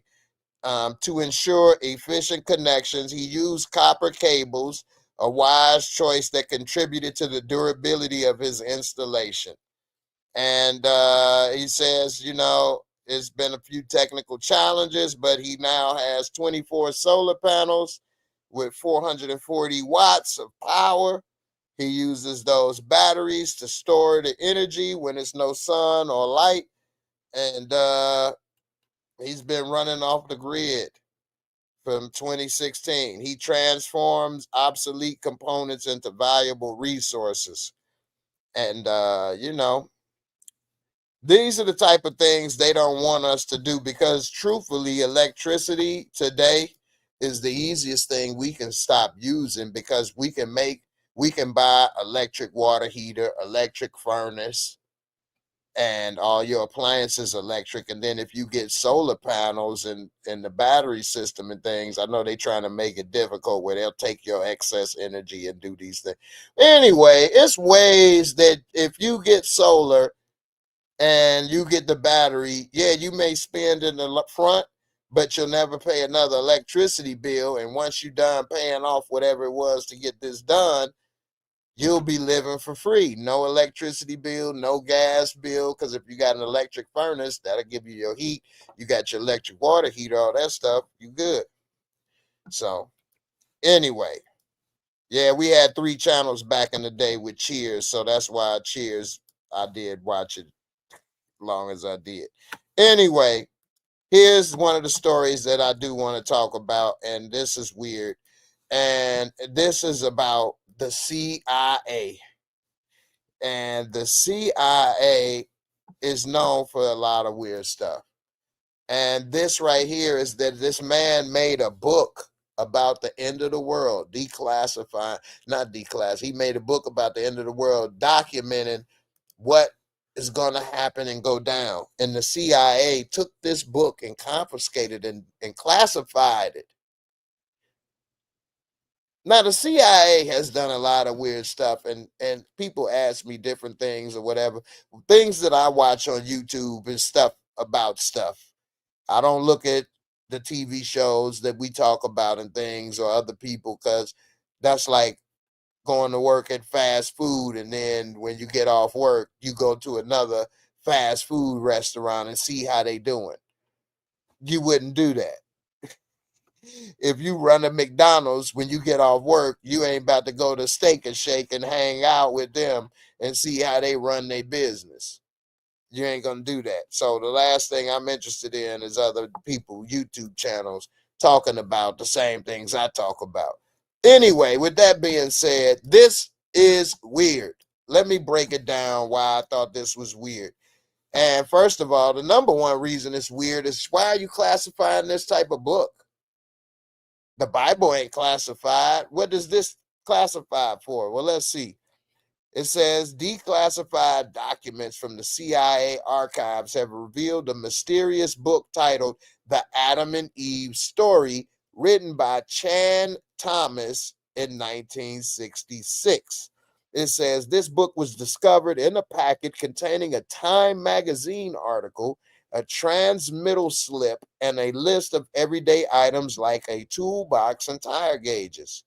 Thomas, a UFO researcher who worked with the U.S. Air Force, made several extraordinary claims in the book, including that the world undergoes cyclical pole shifts that wipe out civilizations every 7,000 years. The Bible does have 7 as a number of complete and as a number of cycles, and that in 7s things change. Anyway, I'm not saying what they said in the book is right or wrong, but they picked 7,000 years, which is kind of what they kind of saying how long humanity has been around this last go round. Anyway, according to Thomas, this cataclysmic event has been predicted by various figures throughout history, including Jesus, who is portrayed not as a prophetic figure, but as a scholar trained in India. Thomas also claims that Jesus attempted to prepare people for the end times, with the last cataclysm being Noah's flood. The CIA reasons for classifying this text and the accompanying items are unclear, but its resurfacing in 2019 has sparked conspiracy theories. The book appears to have been given as a gift to someone, with a handwritten note on the front reading "For Art L. From," followed by a redacted name. Thomas asserts that he has deciphered Jesus' final words on the cross, suggesting that Jesus was actually speaking in a language he learned in India, where he said, "I am fainting. I am fainting. Darkness is overcoming me," reports the Daily Star. He also suggests that on Easter Sunday, when Jesus is believed to have ascended to heaven, he was actually taken aboard a space vehicle. The title of his book, The Adam and Eve Story, stems from Thomas' interpretation that the Genesis story is actually an allegory about the downfall of a previous civilization during an extinction event prior to Noah's flood.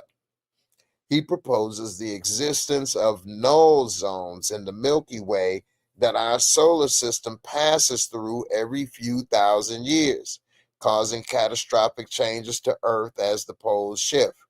However, none of Thomas' assertions in his book are supported by contemporary understandings of history or science.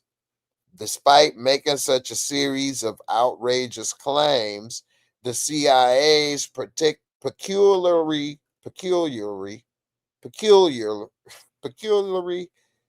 blah, classified book becomes even more bizarre when you delve into Thomas's background.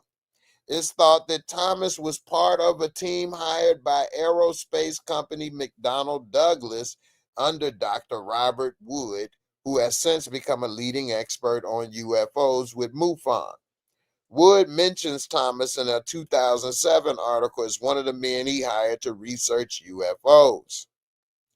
He characterizes the author as an exceptionally innovative individual who claimed to be in contact with ETs.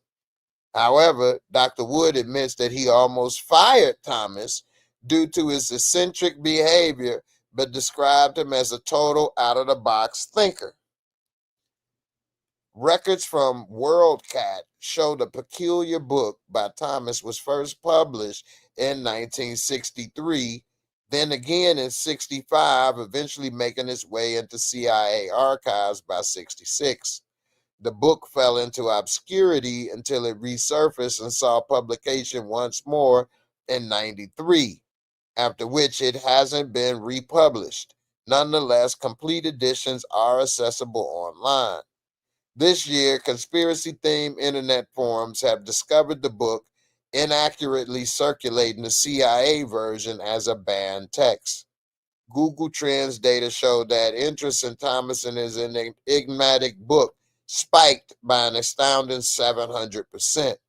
Adding to the mystery and the backstory of the author, who was connected to a UFO-related project with the U.S. Air Force and wrote this bizarre book that landed in top secret files. Thomas opens his book by thanking various high-ranking U.S. military officials, suggesting without their support, this book might not exist. Among those he acknowledges, Air Force General Curtis LeMay, famous for the Cold War era quote, "Bomb them back to the Stone Age." Damn. Bomb them to the Stone Age. They won't know what electricity and running water was. They won't even know what the hell a wheel was. Anyway, this is interesting. I don't know what to think of that, to be honest with you. I don't know. Just because you wrote a book don't mean that it was real or it's going to happen. Why would they classify that, especially after it had already been published 2 different times, which means there's copies out there in the world that people have seen or will see. So I don't get it. I don't know what that was, and I don't know if this is real or not. I don't think he could have been breaking down. Jesus' final words on the cross is, "I'm fainting." Really? I don't know, man. I don't know about that book. I don't necessarily believe it. I'm not gonna say I don't, I'm gonna dismiss it, but I don't think it got that much weight. Anagal, what's up, mama? You say good evening, Jay, in chat. South side of Chicago. That's what's up. Pay attention. There's funeral homes popping up everywhere. Hey,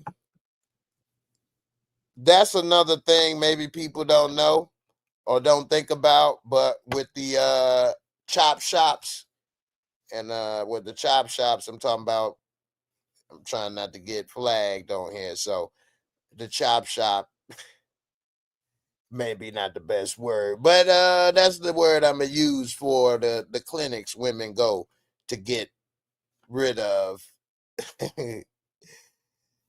babies they don't want. The chop shop. Anyway, one of the things people don't know about the chop shop is that those parts, yeah, those parts are for sale, just like another chop shop for cars. So, you know, a lot of people with these organ donations and other stuff, I'm not here to say you should or shouldn't, but it is a big business out there to get them body parts into the chop shop and distribute it to the paying customers. So just keep that in mind, and it go from the ladies to us grown folks, because there's people that want body parts and need a new this and need a new that, and all they waiting on is you to be in that room unconscious, and they be like, "Hey, we couldn't save them." Good thing they organ donated, though. You know, they gonna save lives, and your family be like, well, at least they help somebody. And truth is, you was on the table talking about, no, they like, it's okay, you won't feel a thing.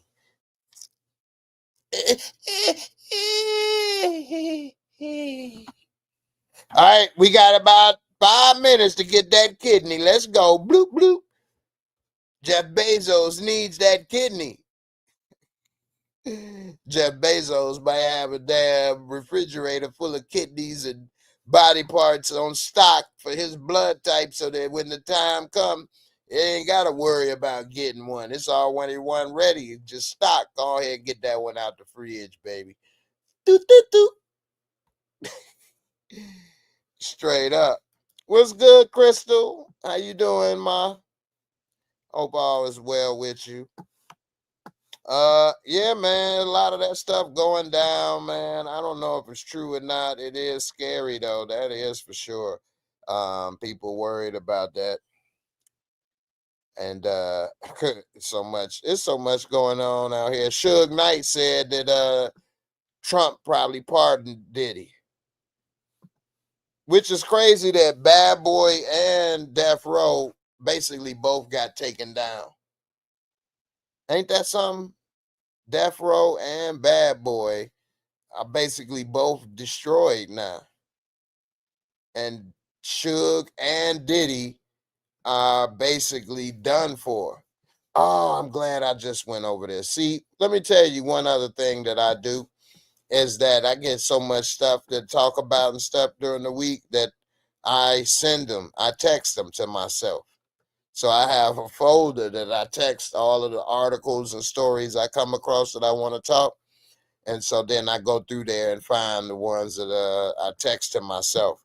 And here's something I want to talk about. I'm glad I just went and looked.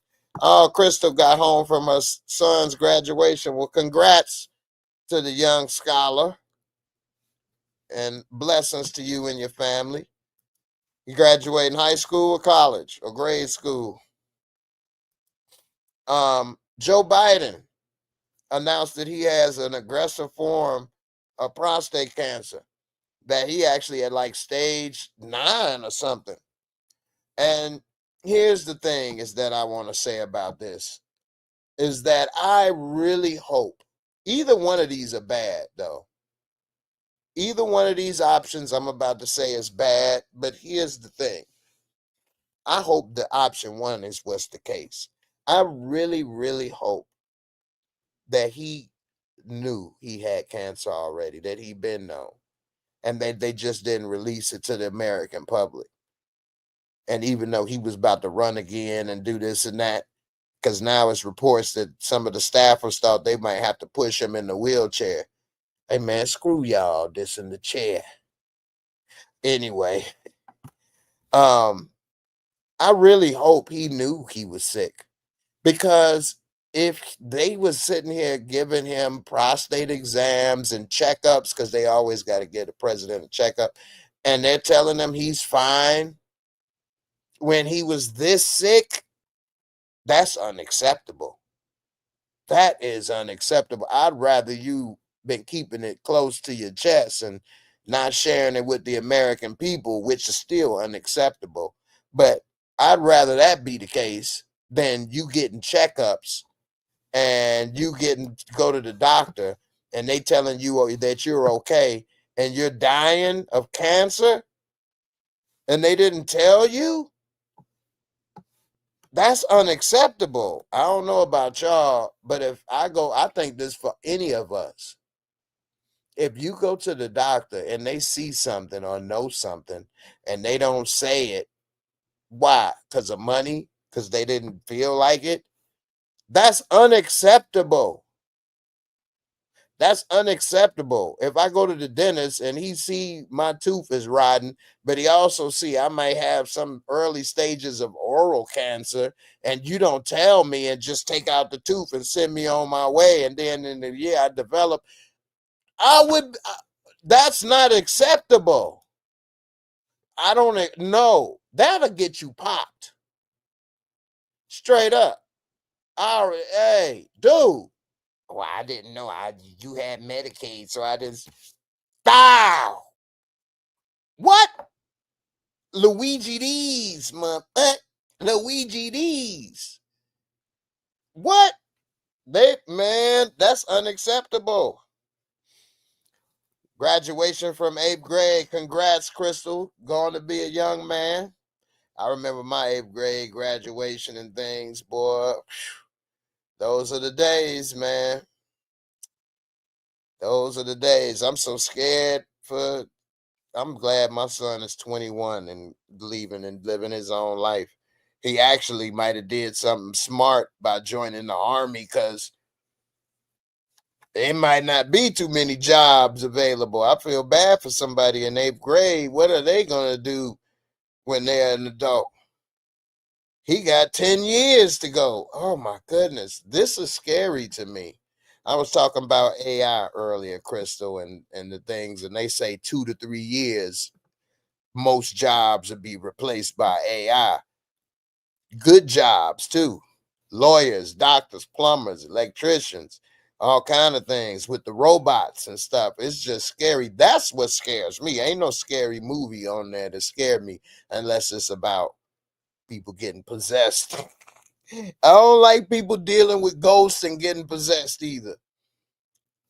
But other than that, this stuff is scary. But yeah, man, if he been going to the doctor and they didn't tell this man that he was sick, and now he just finding out that it's even metastasized to the bone. It's gone through the damn where it was to the bone, which means what? I think he's been known. And when we were seeing those videos of him falling off of a bike, falling down the stairs, I think he probably was on chemo those days and was weak. Because people that take chemo are very weak. And I think he probably was weak on chemo and falling around, but tried to look strong and vigorous. I'm hoping that's what was happening. I hope they wasn't letting that man run around doing all of that and they didn't get him the help he needed. I mean, that's so wrong. So wrong. And I say that for all of us. If anybody is sick or they know something and they don't tell them, that's so wrong and unacceptable. Jamari Riddick, you say people are going to have to become AI technicians unless they got robots working on robots. There you go. You already answered it. Because as soon as I saw you said people are going to have to become AI technicians, I was about to correct you. But you corrected yourself. Yeah. Why are we going to pay a person to be an AI technician when we can have another robot do it and they'll build the robots too? It'll be just like what was the Will Smith movie? I Robot. The robots will be building the robots. Why would you have people do it and paying them and doing this and giving them health care and they complain or they get sick or they don't want to do this and then? You can have robots building the robots 24/7, improving them, fixing them. It's bad. There's no room for us. We're going to get universal basic income, which means we'll all get paid the same.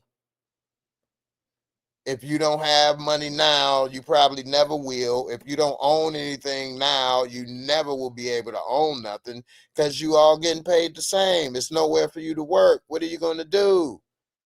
I'm sure it'll be it'll be a few people, what? Because they're trying, I just had to vote with the SAG union, SAG-AFTRA for Actors Guild. The main thing is about AI. And this is only for a 2 or 3 year contract. But the whole thing is about AI, replacing AI. The AI can copy your voice, do voiceovers. They can make AI take our images and do stuff. Pretty soon, because they can have AI render backgrounds and stuff. If you look at Sora, which is an AI video making program, they made a program like this Asian dude walking. So I mean, you would have thought this was real. None of it was real. The actor, none of it. The locate, none of it. I could not tell the difference. I'm looking at, you would not know. Pretty soon they'll be making movies that are completely in a computer. They don't need to pay to go on the set. They don't need to pay actors. They don't need to pay the union. These are jobs. We all skip the credits of a movie. Why? Because they're long. That's a lot of jobs. All those people worked on that movie and got a check. Pretty soon we'll have credits for movies with one name, created by such and such AI. That's it. No more jobs, no more directors, no more actors, no more nothing.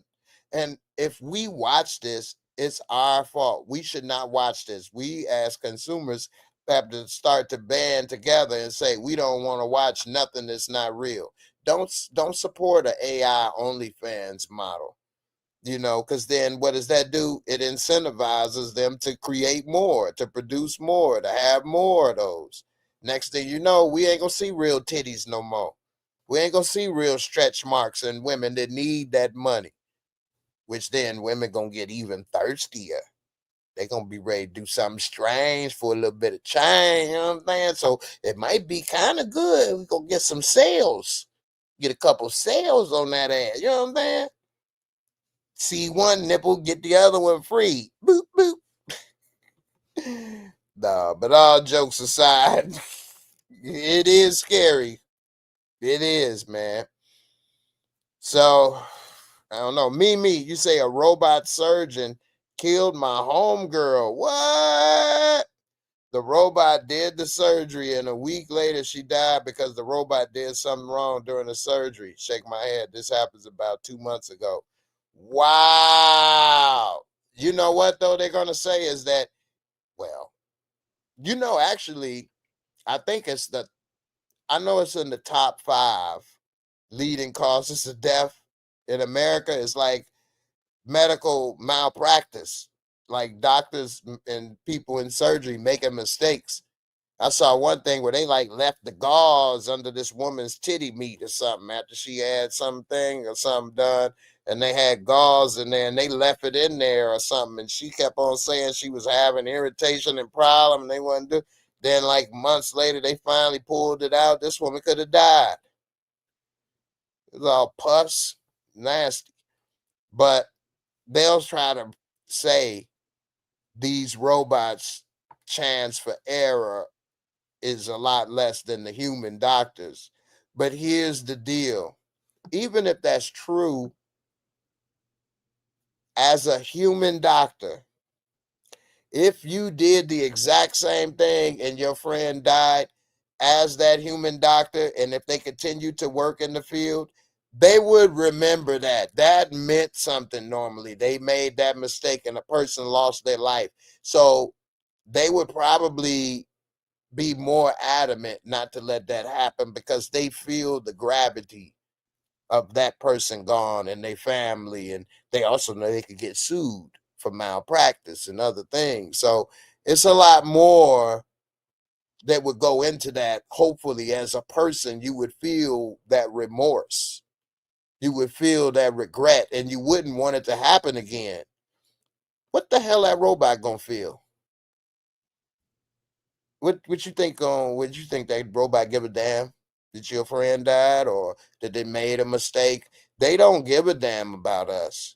They don't have feelings. They'll make mistakes, do things or whatever. And what we gonna do to them? You can't sue them.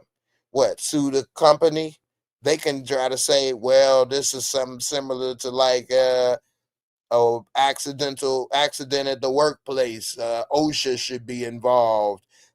This and that, da da da. It's a manufacturer defect. It was still under warranty. We can settle and do this when you sign this long list of the shit you supposed to read and sign. Like I was saying earlier, we don't read. Well, one of the things is that you got to go to arbitration and you can't sue us or hold us liable and da da da. And next thing you know, you signing yourself into stuff you don't know, and something go wrong, and you don't have no recourse, and you can't do nothing, and it's bad, man. It's scary, like you said, Crystal. It's scary. This, like I said, scares me. Ain't no scary movie, Final Destination and stuff that make me laugh. This, oh, iRobot scared me. It did. When I saw iRobot, I was scared. When they then like took over control of his car and tried to make him crash, then they came and cleaned up the area and think it was just so much. I'm like, oh man, this was scary to me. iRobot. Even then, it was a good movie. I was thinking we had more time, 100 years, 50 years. But that scared the bejesus out of me for real, because that's some real stuff, man. So Mimi, you say your friend died at home after telling her mom she was sleepy and laid down. Damn, man. I'm sorry to hear that. I'm so sorry to hear that. Jamara, you got a good point. The robot will say, sorry for the inconvenience. Next. That's horrible. And Young Slim, they don't care about us. Actually, they're going to come to the realization that we're the biggest problem on earth. And if we were gone, other animals and life and everything else would be better off. And that's where we going to go to war with Skynet. Except the problem is that they control drones. They're bulletproof. They'll have access to nukes. Like, we in trouble.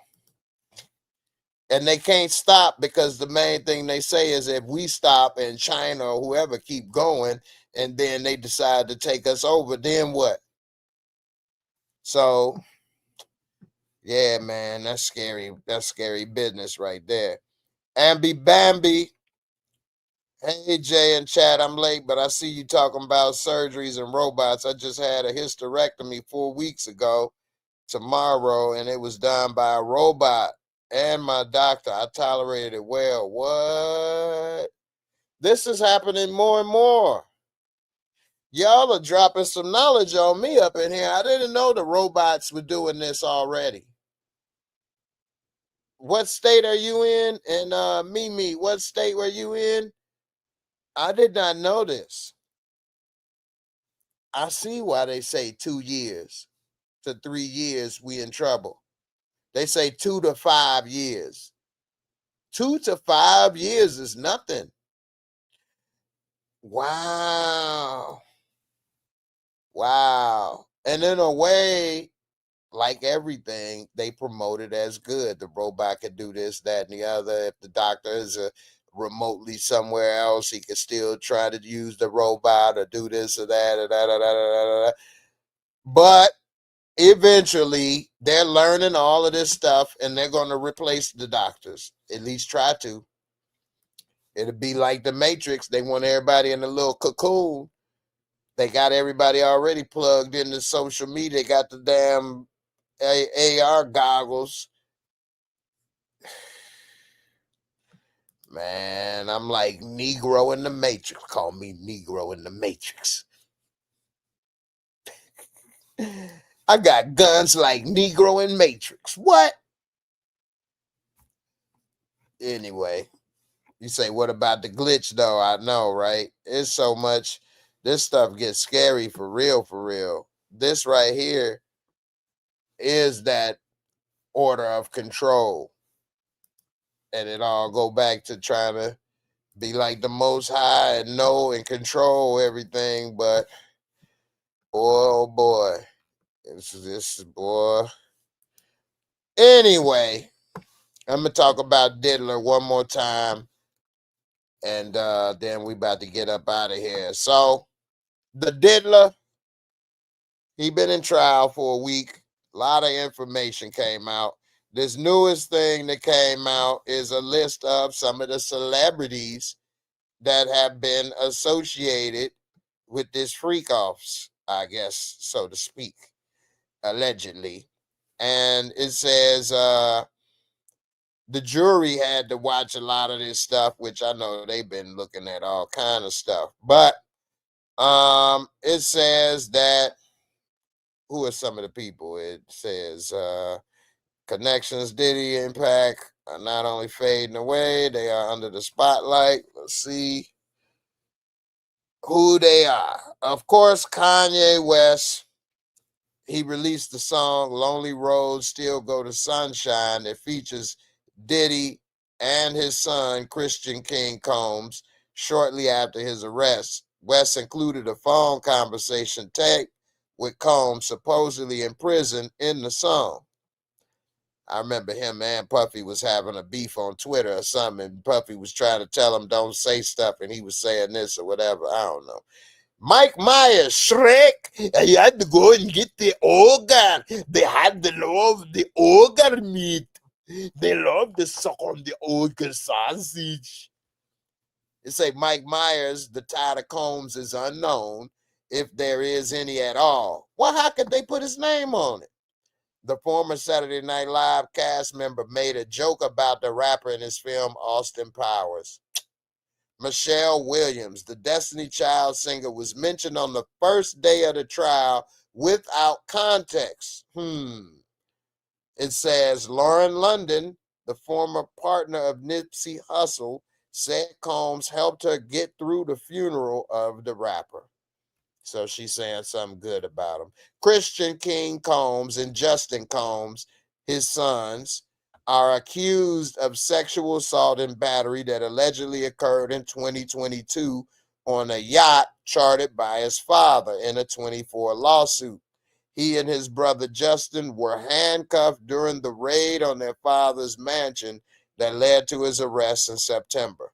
Dallas Austin, DA, he been around for a minute, record producer who dated Combs' ex-girlfriend and mother of some of his children, Kim Porter. She died at the age of 47 in 2018. Wow. Looking back at that, since I'm going to be 47 in September, that wasn't that old. Cassandra Cassie Ventura, ex-girlfriend of Combs, who was also an artist for his music label. Ventura is set to testify in the trial. In March 2024, CNN obtained video footage from the Intercontinental Hotel in LA from March 2016 that allegedly showed Combs chasing down and violently assaulting Ventura. Ventura received a monetary settlement from Combs in 23 after she claimed he had allegedly abused her. He apologized for his actions, which were caught on camera after footage went public. Kid Cudi, the rapper, had a romantic interest with Cassie, and allegedly Combs threatened to blow up his car. In February 2012, Cudi's car blew up in his driveway, according to Ventura's lawsuit. I'm going to say this. I don't like to hold another person's sexual history against them.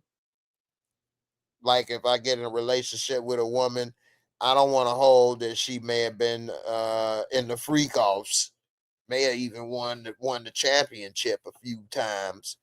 I wouldn't hold that against her because I'm pretty sure she's an amazing lover.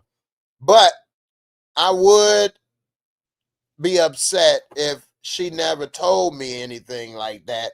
You know, I used to be in the freak offs with Diddy. I'm a champ. And then I'm sitting here getting with you and you didn't tell me this. And then I find out you the freak off champion. I'm going to feel a little betrayed. Tell me. Just let me know. And then we both know who we dealing with. If I'm there with you and I stay, you know I'm a real one and a ride or die. And if you tell me and I leave, you know I wasn't worth it. And I don't get why people keep secrets and they say, but if I told you, you would have left. Then let them leave. I guess some people don't like to be alone or whatever, and I get it.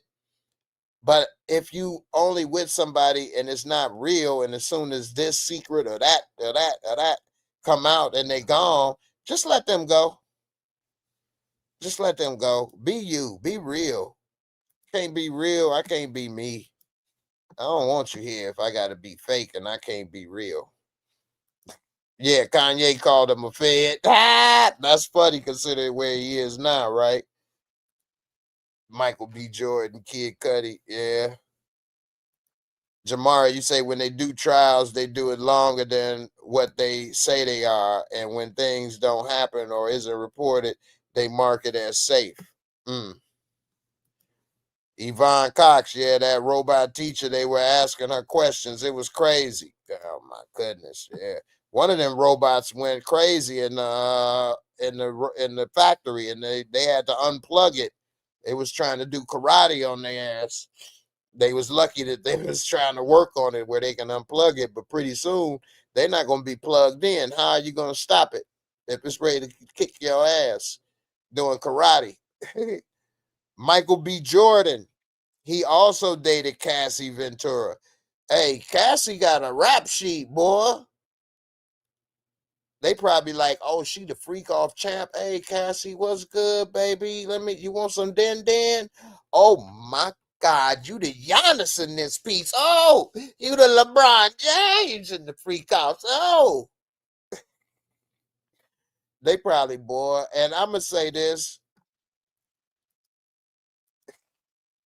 it's girls that we used to know in high school and stuff that had a reputation of being freaky and easy, and dudes would holler at them. I guess, and they wasn't always the finest or the best looking, but they got a lot of attention, and a lot of dudes hollered at them. And I knew a few. I've hollered at a few for those reasons. And they thought they was the truth. They thought they was super fine. They didn't realize, again, this is high school and right out of high school, that they were getting all this attention because they were easy. Now, Cassie is beautiful, but I wonder if all these dudes was trying to get with her because of her reputation. I'm not going to say she was easy. I don't know that, but she got the reputation of probably a freak off champ. And they like, oh, snap. Yeah. She putting up triple doubles in the freak offs. Straight up. What? A quadruple double? What? She got 6 freak offs, 6 MVPs. She the Mike of the freak offs. Hey, Cassie, you know what I'm saying, baby? You can stay with me. Don't worry about it. He gonna blow up my car. Hey, man, any ninja talk about blowing up my car. If I got the freak off MVP, I could give a damn. I ain't even gonna report it. You know what I'm saying? I'm gonna say it had bad wiring. I got Giannis on my team. You know what I mean? I don't know. I just think maybe they was all trying to get some of that. Amber, you say was Cassie dating Stack or Smoke? Smoke Stack, baby. All right, hey. Yeah, that's kind of messed up with Cassie. So Aubrey O'Day also came and talked, who was a former member of Danity Kane, been outspoken about Diddy, calling him a soulless man and saying that the working conditions for the girl group were toxic. O'Day once said Combs' alleged mistreatment was enough to have changed the course and direction of my entire life. I could see how some of that is possible, because it'll make you don't want to get in that industry no more and things. Don Richard, you know who I want to hear from? Mace. He been awfully pause. Hey, man, speak up on your boy. He made you go to church, didn't he? What'd he do? What'd he do to you? Don Richard, another member from Danity Kane, is suing him in a civil case for the abuse, inhuman working conditions, and says she witnessed him allegedly abuse Cassie. Lisa Bloom, who represents Richard, told Banfield that these celebrity names could be mentioned but not necessarily take the stand. Well, there you have it. A lot of different people out there.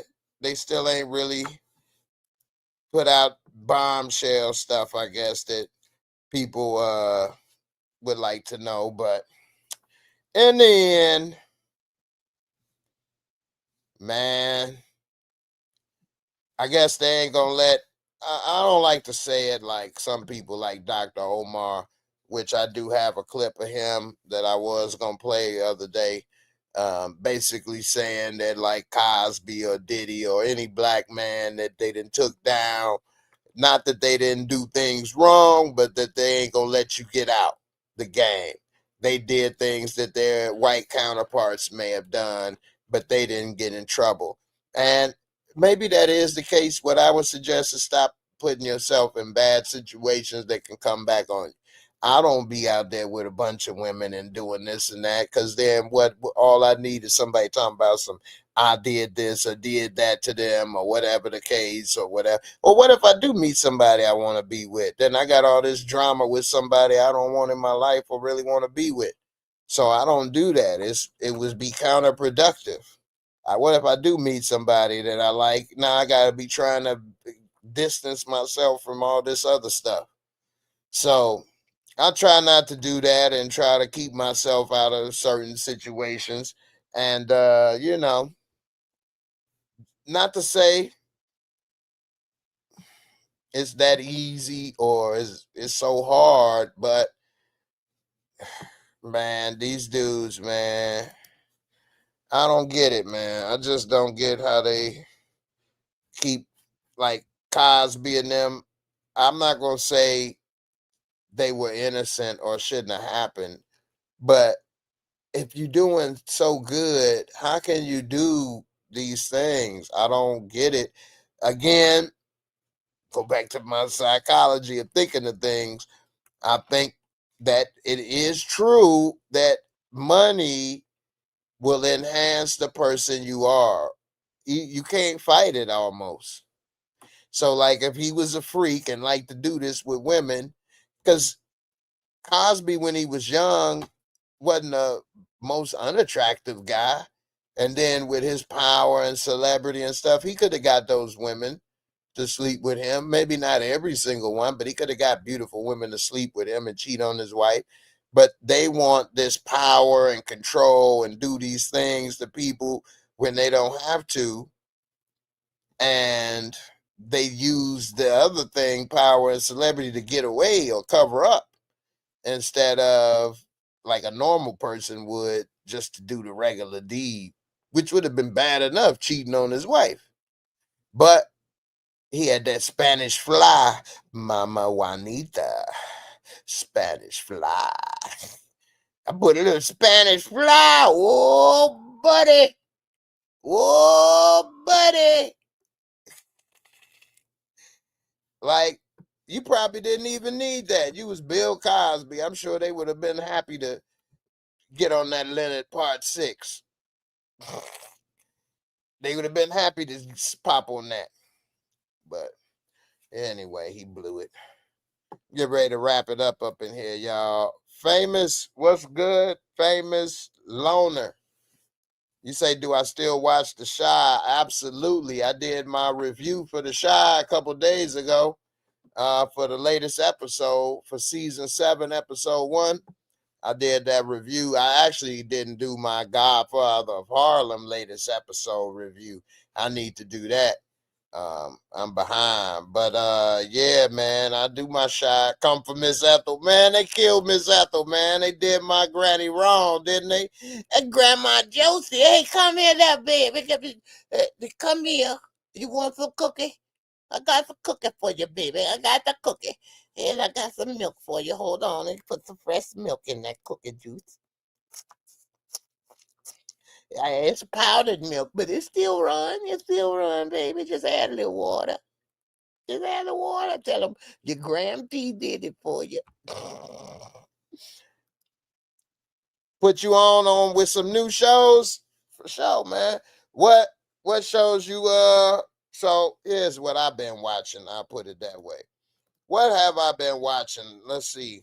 Of course, I watched The Chi. Been watching Power, Raising Canaan. I've been watching have you seen Severance on Apple TV?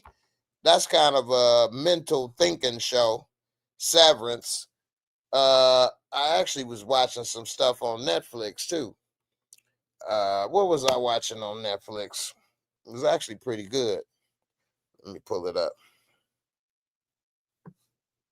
You on season 3 of The Chi? Oh man, you got a lot to go.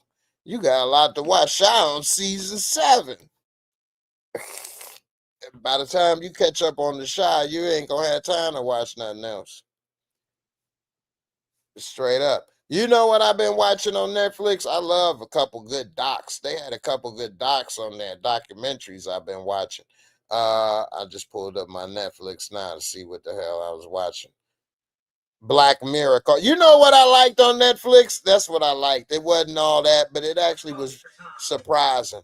It's called Bad Thoughts. Bad Thoughts with comedian Tom Segura. He part of the Joe Rogan's universe, which I think they comedians. They not that funny, to be honest.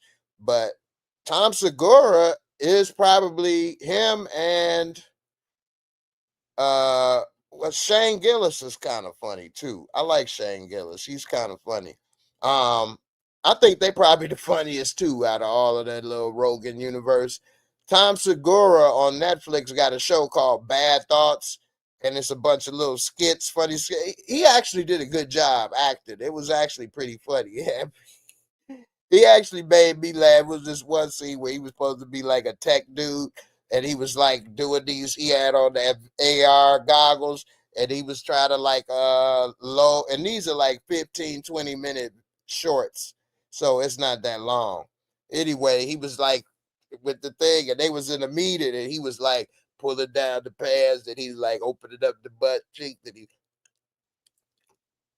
like, hey man, what are you doing? He's watching porn while we're in the meeting. He like, no, I was unzipping the file, opening up the file. I was cleaning out the area. What is your problem, dude? Then basically it was a game he was making called Aliens Fork Humans, and the people was walking up, dude, I forked you. I forked you. And he like, what? What do you mean? Anyway, I don't want to spoil the rest of it. It's a few of those skits that he has, Bad Thoughts, that actually made me laugh. Yeah. It was pretty good. It was pretty good. Black Mirror just came out with some new stuff. Black Mirror is damn good. American Prime Evil was really good. Really good. And that's only like 4 episodes or something like that. But wow, American Prime Evil on Netflix. Really good. Really good. And Bad Thoughts. Turning Point, the Vietnam War. That's a really good documentary on Netflix too. Back in Nam, we had to kill them all and let God sort them out.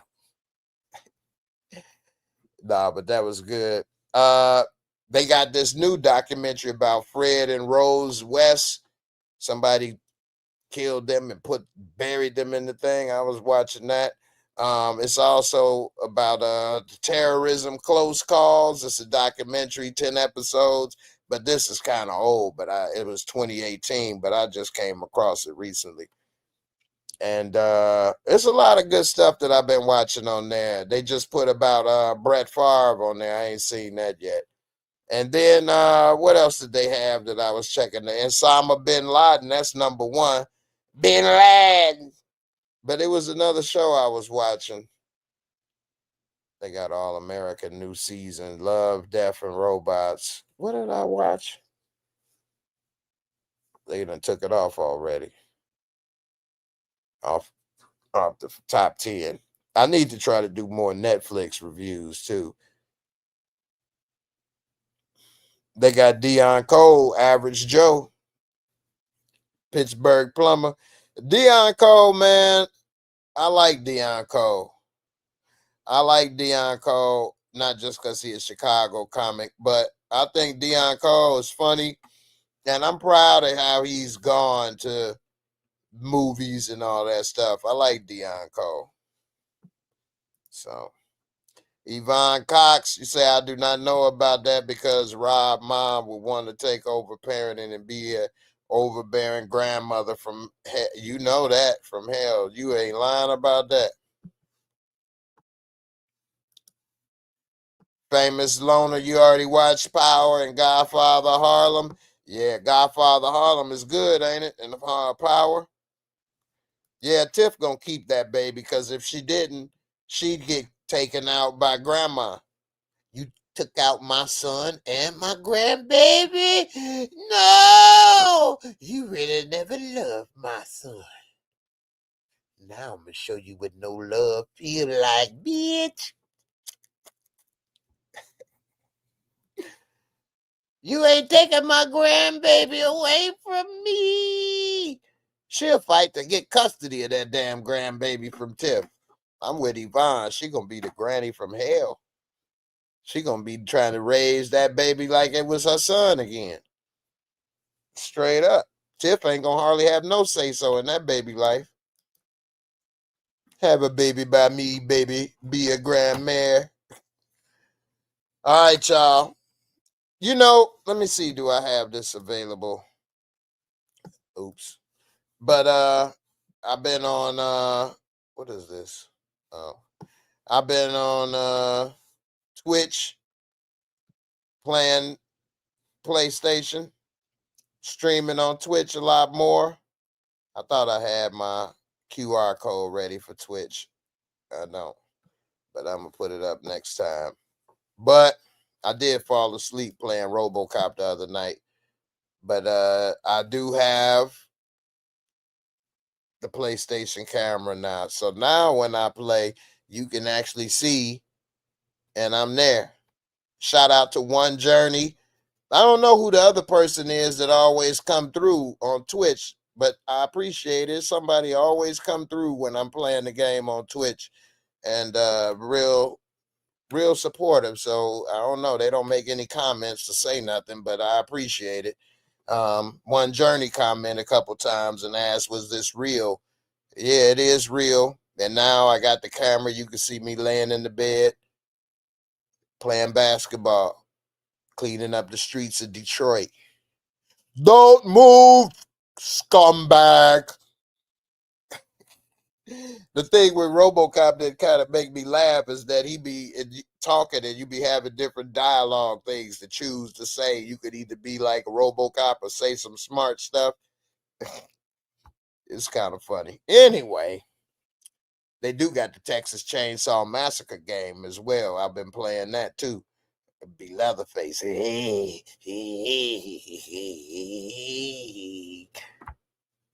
Leatherface just so slow. And when you turn the saw on, then everybody can hear and they be running. But it's a pretty good game.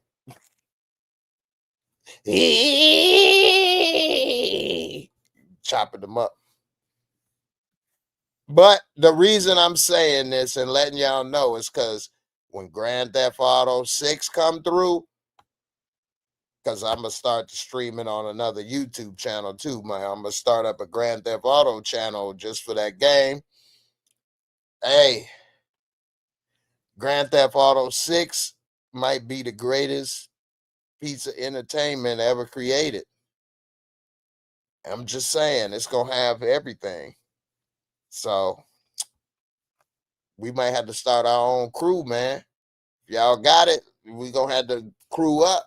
We ride through, hold that city down, you know what I mean? So let's get ready, man. If y'all got the PlayStation, let me know. We could go ahead and start our own gangs, our own crew. Be ready. I got Grand Theft Auto 5 already. So, Miss Crafty, what's up? You gonna be the first lady of the organization? Anyway, I do. Jamari Riddick, you asked, have I played the Jason Voorhees? It's called Friday the 13th, but I got that. And it's pretty much the same as the Texas Chainsaw Massacre, as in, except it's more players on Texas Chainsaw Massacre. But on the Jason game, either you're gonna be Jason and then you run around chasing people, or you'll be the 4 teens or whatever, and you'll run around trying to get away or kill. That's a really good game too. Then you try to get in the car, you be in the cabin, or try to run away, try not to be quiet and do all. That's a dope game. The Texas Chainsaw Massacre is pretty much the same thing, whereas either the teenagers trying to get away, or you part of the family. You could be Leatherface or that other two people. One is a little skinny looking dudes. Anyway, they be running around trying to find the people, and then you got to escape out of basements and try to get out of the house and run out of the damn place through all these gates and locks and stuff. But it's pretty good. Both games are really fun.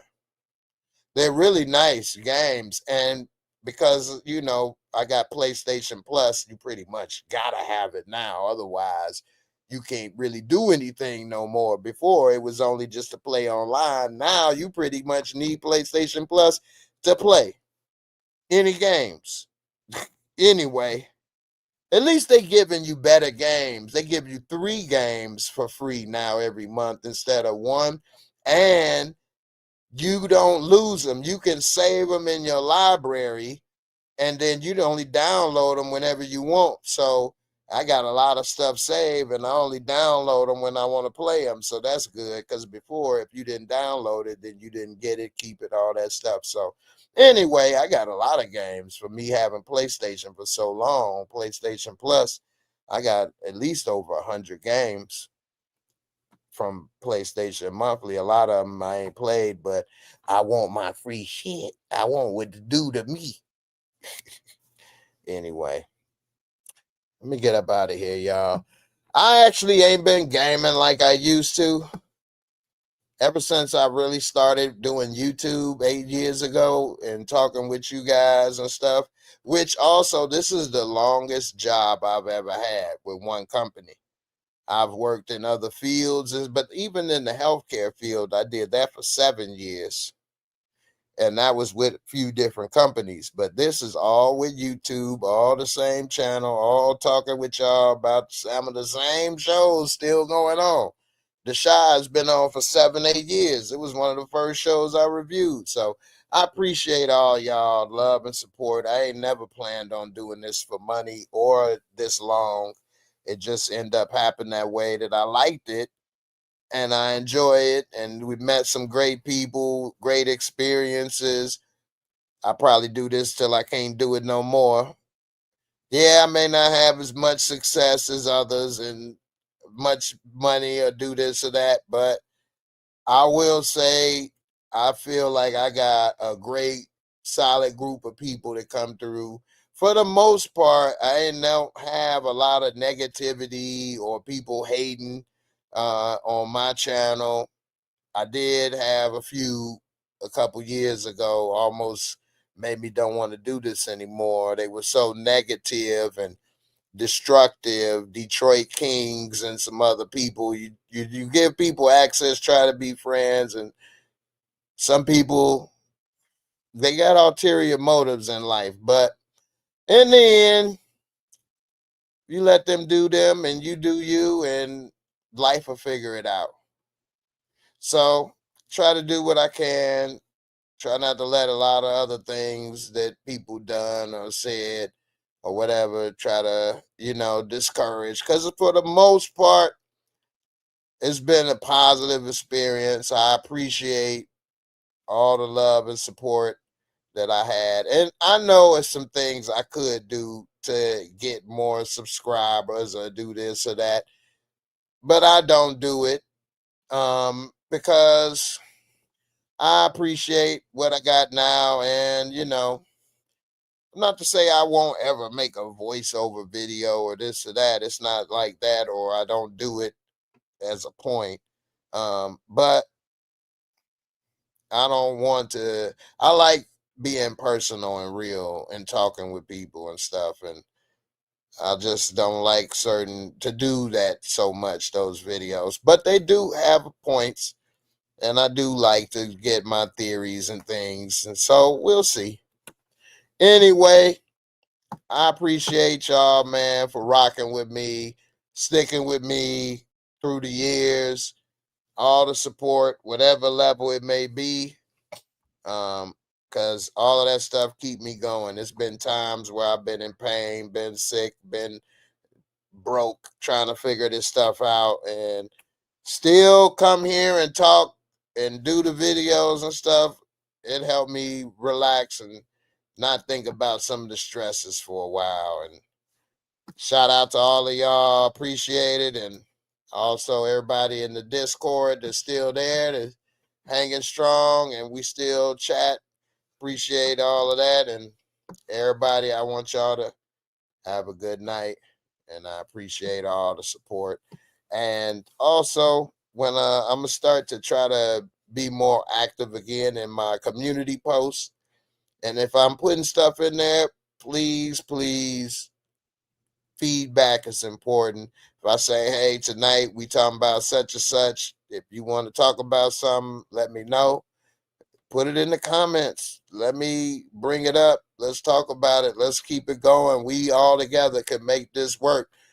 That's one of the things I really am sad about with our community is that we don't have a lot of resources in the Black community, and we don't have a lot of extra income or support for our people.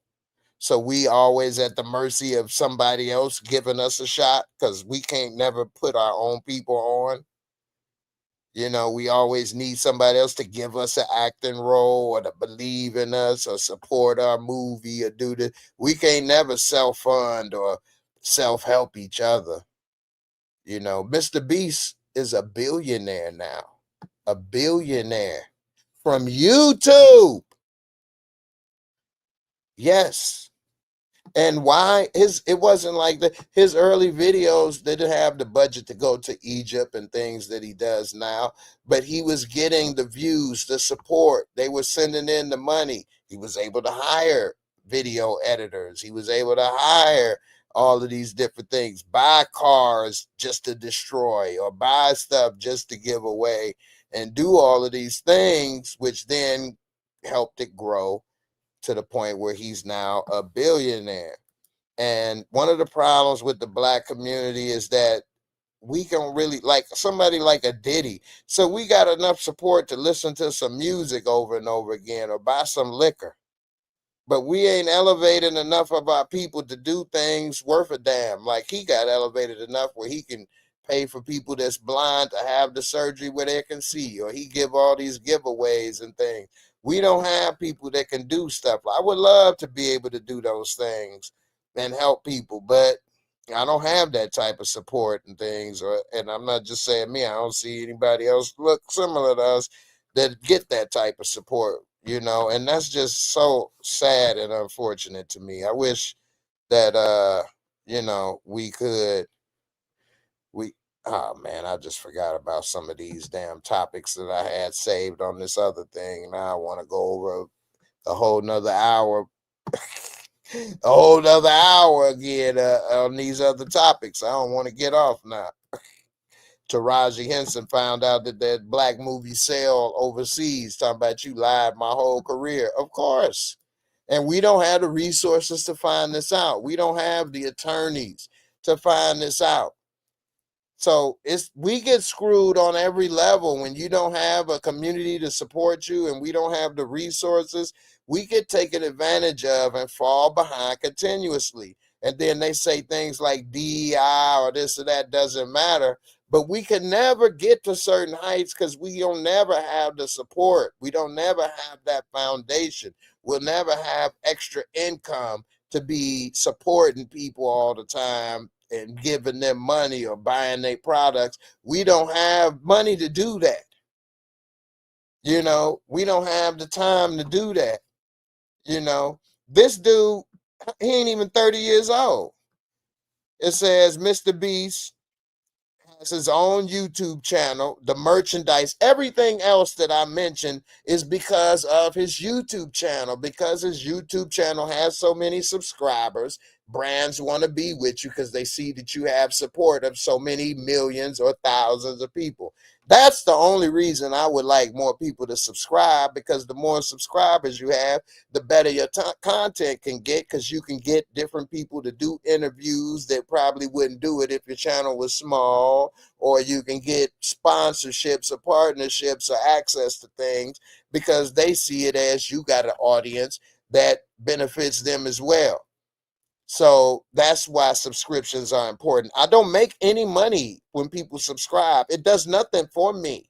People act like they doing something and working so hard not to subscribe to somebody as if it did something to them, or you doing something. Only thing it's going to do is create better content. If you already watching this person and you don't subscribe, that's stupid, because you're stopping them for creating better content that you're already watching. If you already like it and you subscribe and put thumbs up, then they can do better, get better, and you'll have better stuff to see. But anyway, because of his YouTube channel, he has a merchandise and food brands. According to Benzinga, a future Amazon streaming deal as well, where you got the Beast games. All of this has put the YouTuber's net worth at $1 billion, according to Celebrity Net Worth, with an estimated monthly salary of $50 million, which means he makes $600 million a year. $600 million a year on videos that will keep getting viewed, keep getting played. I have ideas. I could do some of this stuff, but I can't afford to buy a PlayStation and give it away to somebody as a tip. If I got a PlayStation donated to me, I would. But I can't afford to go buy a car lot and give all the cars away for free. Even if it is a used car lot with 20 cars, I can't do that. These are things they were able to do, which blows you up. In 2024, Mr. Beast was the #1 creator on Forbes' top creators list. As of 24, Forbes listed Mr. Beast's net worth at $85 million. However, a court case related to Mr. Beast's burgers in 24 showed that he had made $223 million in 23 and was on track to make $700 million in 2024. That shows that they were way off talking about he worth $85 million. This dude probably laughed. He made $223 million that year. $85 million. That's damn near what I paid in taxes. And then he made $700 million. Unlike many other billionaires, Mr. Beast, who was born in North Carolina, started his career from the bottom and worked his way up. According to Benzinga, he started when he was a teenager making gaming videos on YouTube. That's true. Mr. Beast shoots to popularity after counting to 100K. Man, you all don't understand how bad it is to get to 100K. I've been trying to get to even my 35K for the longest, but any creator that gets to 100K, they then shoot up. You wonder why after they get 100K, they get 2, 3, 400,000. YouTube gives you a personal assistant you can call. They help your channel grow. It's in their best interest to get you more subscribers because they see people subscribe to you, so they work to make you better. I'm on my own. Don't nobody help me do a damn thing. Nobody. And I'm dealing with being in the damn chair, injured. I can't even fully do stuff myself. But people will get to 100,000 and then they get extra support, extra help from Google. They give you a representative you can talk to. They help you with your video traction. They help you with promoting your video. They help you with all of this stuff. You will go from 100 to 2, 3, 400,000 just like that. It will happen. They're doing it. They're helping you. They're working with you. After you get 10 or 15,000 subscribers, you can text. If you have questions, you can text them and they'll text you back. So I can text them and they'll text me if I have questions, but they ain't helping me grow my channel. Ain't nobody calling me, telling me this or that, or giving me no tips or pointers. Anybody doing a damn thing. If anything, I get hated on a little bit, or people say this or that, or whatever. So, it's just a whole system that success breeds success. And when it's hard for a person to get subscribers and things, like if I show you, I was at 20,000 subscribers, I think in the year 2020. And then for whatever reason, different things, shadow ban, whatever, I don't know. It's really, anyway, man. Must be nice. Must be nice, man. Must be nice. Anyway, I know it all. You say all facts. My cousin got the 100K and now at 2.9 million right now. Once you hit that, you can do what you want. My boy even allowed to smoke weed on video, still get paid. That's not even allowed. You right. You right, man. You right. You right.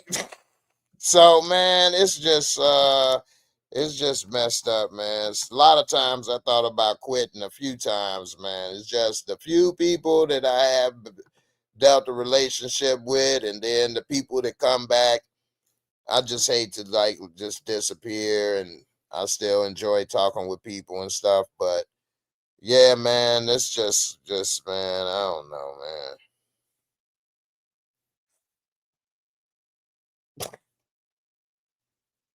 With that being said, it's time me get off. I got depressed. I don't want to start to have a tear like Cry Baby used to have a single tear come down. Johnny Depp, I'm about to have a single tear come down. Cry Baby, don't do it.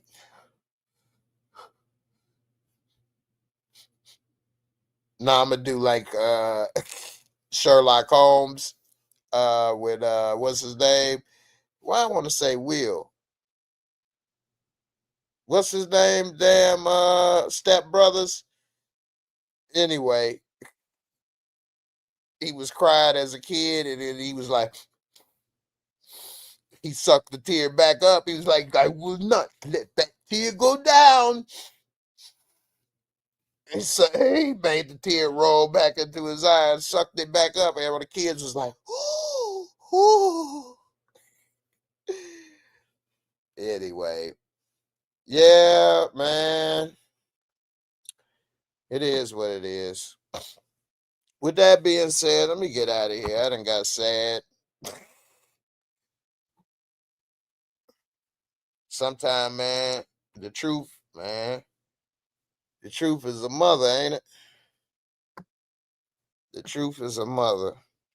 And you know, a lot of people, I don't know, man.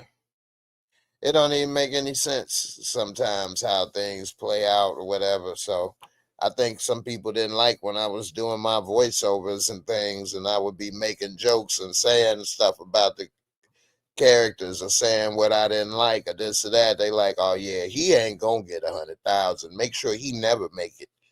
Hold him down. Don't let people see that. I mean, truthfully, I barely get a lot of new people see. I'd be wondering, like, why don't new people get to see? But whatever. I guess I can't be too sad. I got other problems to worry about, right? And B, I appreciate it. I know. That's why I'm still here, mama. You say don't be sad. We still believe in you. I know, right?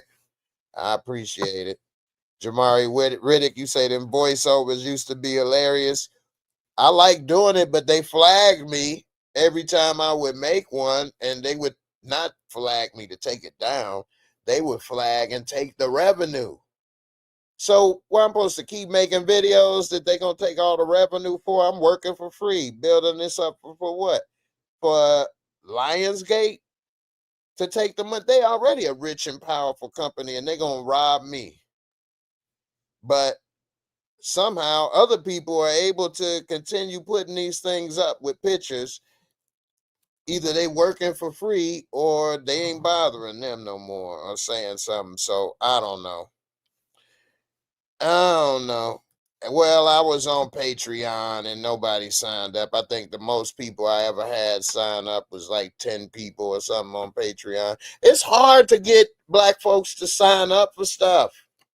It is.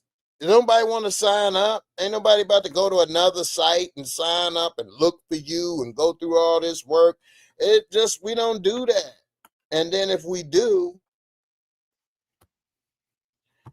I don't even want to get into that. I'm about to get a headache. I guess I'm a little too honest to be getting a bunch of subscribers and stuff. Not to say people that get subscribers are liars. I don't watch everybody like that. I ain't the watchdog, but I know I'm gonna say what I mean and what I think, and I may even make jokes and this and that, and I don't know.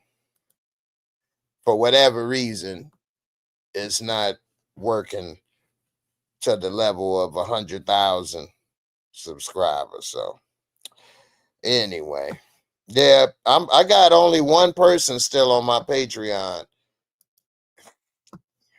And Patreon is playing YouTube videos because Patreon doesn't host the videos. I can't do this and put it on Patreon direct. I got to put it on another platform like YouTube or Vimeo or something, then put it on Patreon. And if I do that, then what you do is you just make the videos unlisted or, something like that, private, so that people on YouTube actually didn't see the video. Only people on Patreon do. But YouTube can still manipulate and do stuff. You can put it on another thing, but then only people on Patreon will see. You can't really get people to see your video on Patreon unless they're a subscriber. If you put the video on Patreon as public, then it's kind of this stuff, man. This stuff is crazy, man. Anyway, especially when you're doing it all by yourself and you got to deal with other stuff. And I'm not saying other people don't deal with other stuff, but for me, it don't make it easy for me. I know that much. Maybe it ain't easy for others. I don't know. I don't conversate with other YouTubers. Maybe that's another problem. Maybe other people network, do this and that. But, when I try to do these things, end up being problems and things. So I'm trying to avoid drama and problems. The last thing I'm trying to do is get on here arguing with some people or be on here and people saying this and that, and they talking about me behind my back or saying it. We don't have to do that. We ain't in love. We ain't married. We don't have to work together. Why are we doing this? I don't like that. That don't feed my soul. Arguing and talking about these people behind their back or arguing with people that don't want to. You don't want to do this. You don't want to do that. Let's not do it then. It's real simple to me. Anyway, that's life. We all got to deal with something, man. Ain't nothing always perfect. So don't always think the grass is greener in life for everybody. Everybody got their cross to bear, so to speak, as well as everybody that's watching and things. And I try to keep that in mind, We all got things to go. Just keep living. If you ain't had these things or nothing happened, just stick around. Stick around. You'll have a story or two soon enough. So, that's just how I go. Damn, Mimi, now you make me feel bad. You say you still on. I done went to the weed shop and some more. Well, I need to roll up mine. I need to feel better.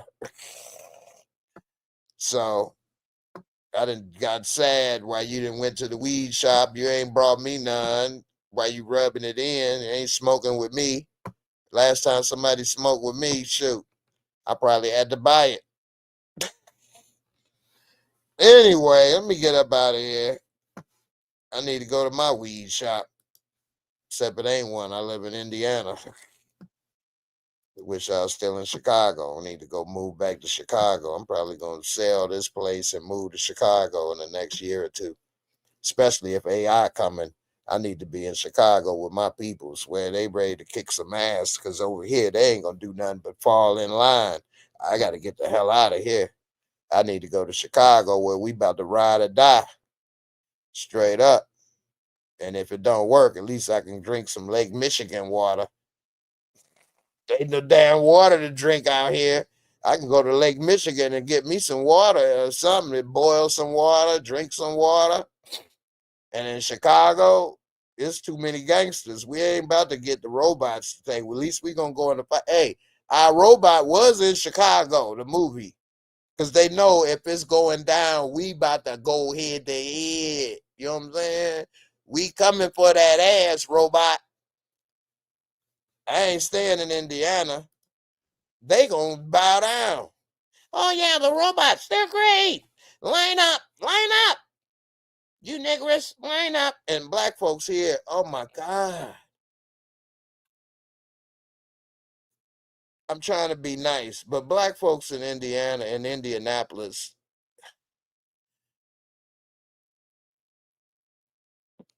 I'll say this being nice, they don't have no unity or identity or pride and overall knowledge of self. I feel like they just get pushed around or let these folks put them and tell them what to do or talk to them any old kind of way. They don't talk that way in Chicago. I'll be waiting for you after work. What you say? Who you talking to? What? You think you the supervisor that allows you to talk like that? So, yeah, man, Chicago, I gotta go back home, man. Are you in LA? I just auditioned for a movie there. They ain't picked me though. I was hoping I get it. It was for a TV show called The Pit. I was supposed to be playing a doctor in a wheelchair. Hey, I can fix you. I just can't fix me, goddammit. You understand? So take my advice. Watch your step.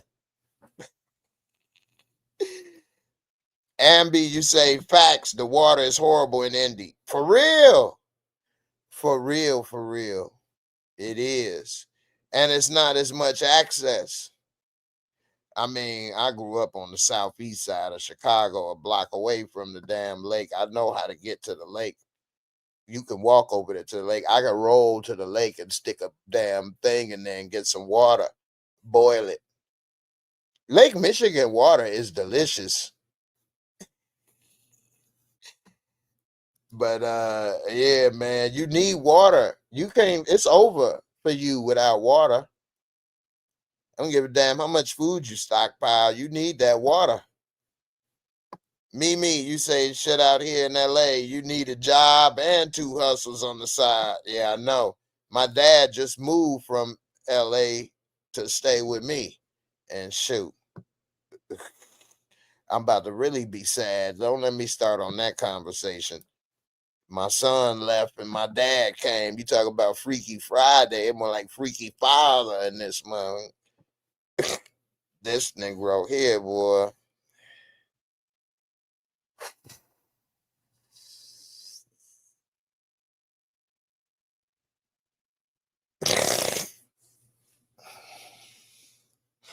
Yeah, it's time to wrap this up. This is definitely my last comment right here, Ambi. You said, yep, no lakes down there, but up here in Milwaukee, the water is so good. I know, right? Me, you crazy. I wish that was all it was. Anyway, Milwaukee got some of that Lake Michigan water. Yeah. Yeah, man. It's crazy out here these days, boy. But I need to be with some G's. I need to be with some riders, man. You know. Jamari, I never hear lake water. LOL. I need to try it. What you think you been drinking? Everybody in Chicago drinks Lake Michigan water. What is you talking about, bro? That's all you ever had in your faucet was Lake Michigan water. I'm not talking about I always just stuck my tongue in the lake and drank it like a damn lap dog. But if it came down to they shut pipes or there was no access, you have Lake Michigan there. You can go get some water, boil it, or do whatever you need to do. I wouldn't just drink that water straight out. When I was a kid, though, and we would swim in the lake and water get in your mouth, we'd spit it out, or some you might drink a little. But no, Negro, I ain't talking about just.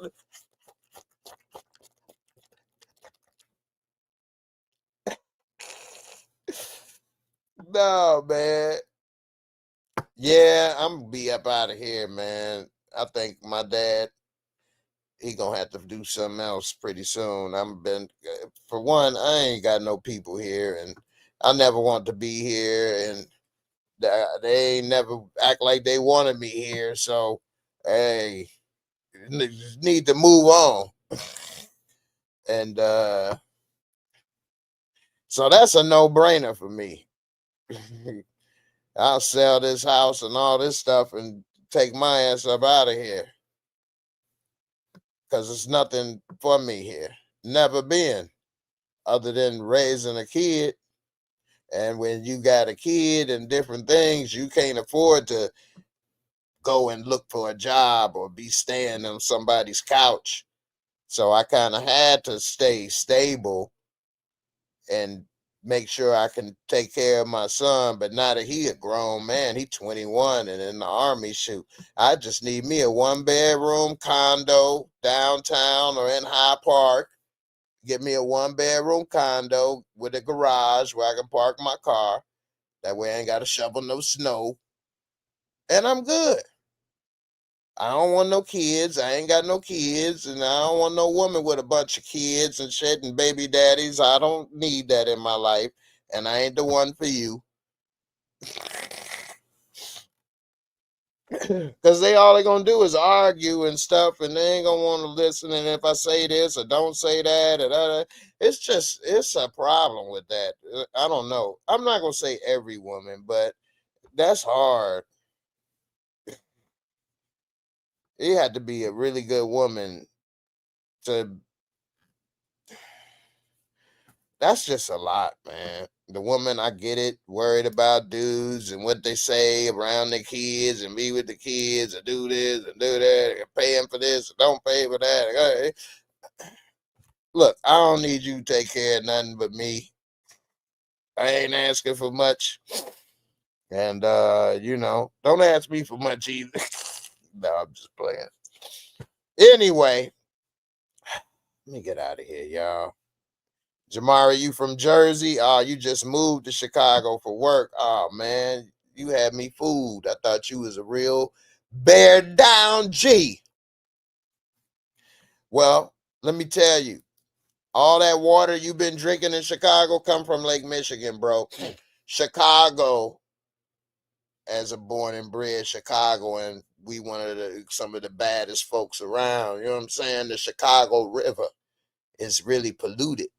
But one of the greatest engineering marvels by mankind is they reverse the flow of the Chicago River. So now it comes in, it reverses away from the lake.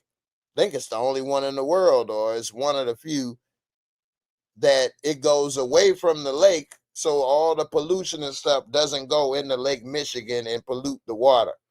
Because at one point it was really getting messed up, but then they had to clean it up, reverse the flow of the water, and then we made all that pollution go downstream to St. Louis, because don't nobody care about St. Louis.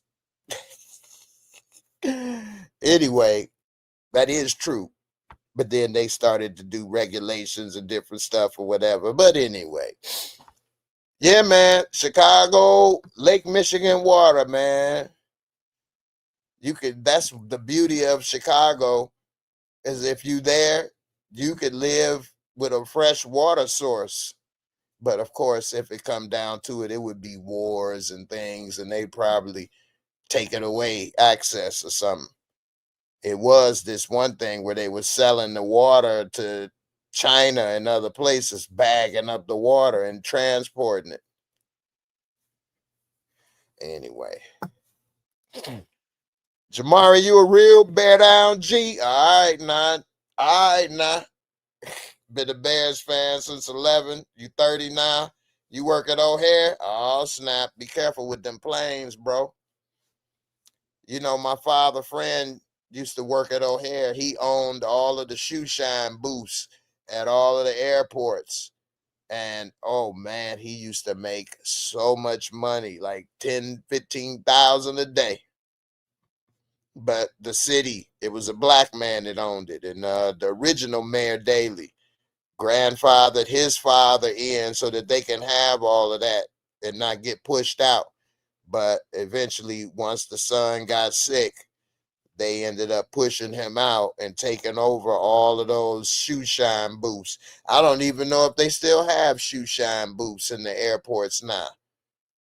But they used to have it where you can get your shoes shine and stuff, and he owned it. They used to make a lot of money doing that. So, but yeah, they got rid of that.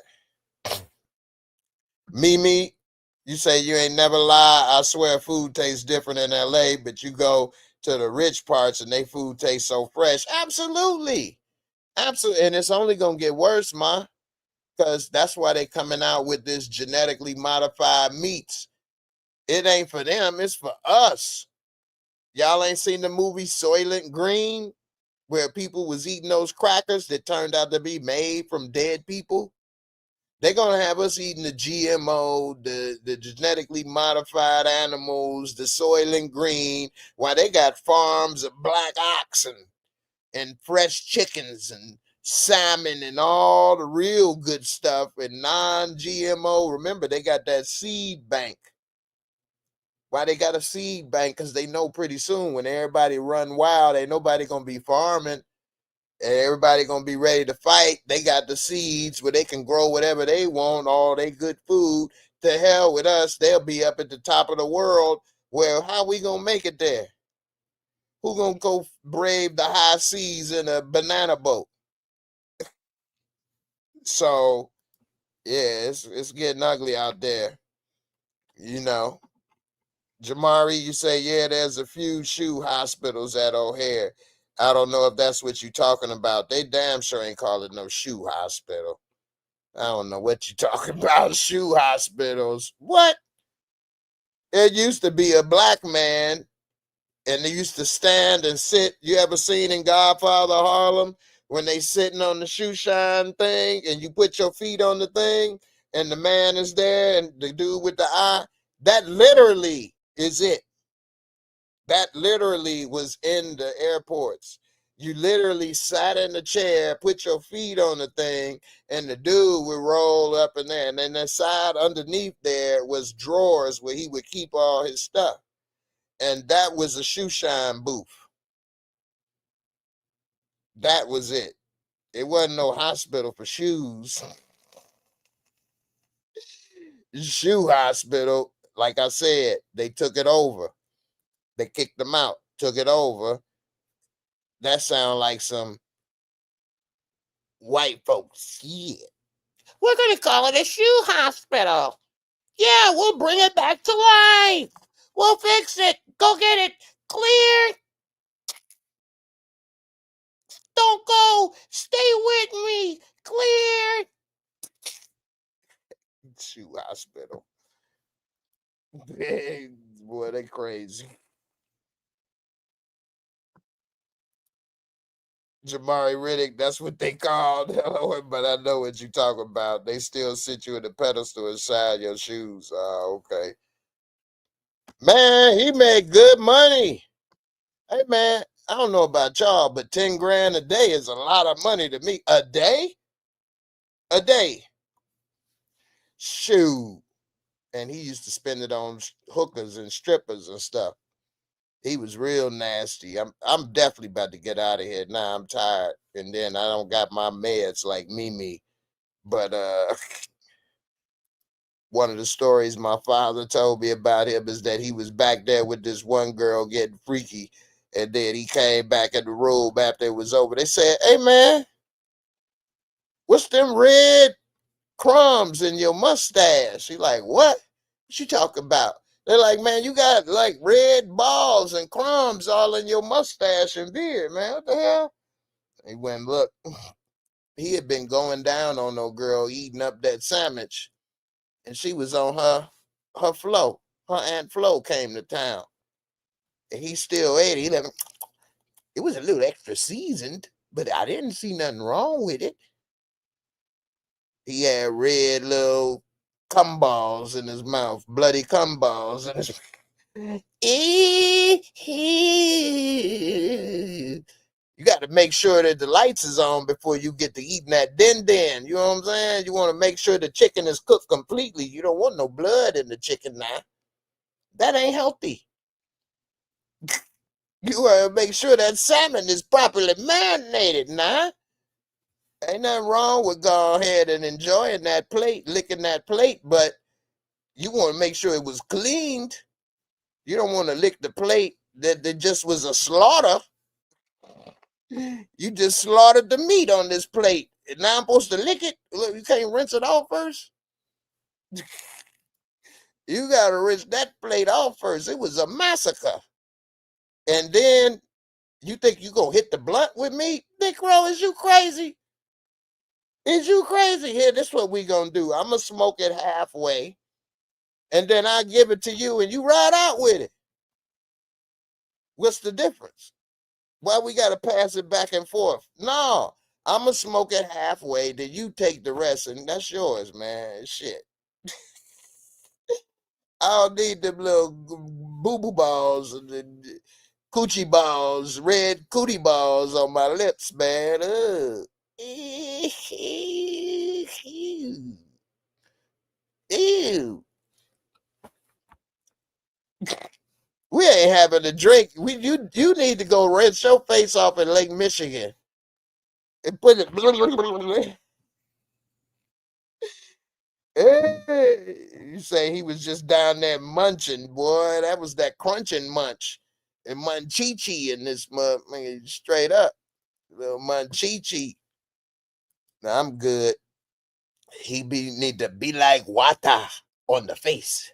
Is to put the water and let it flow like water on the nasty lip.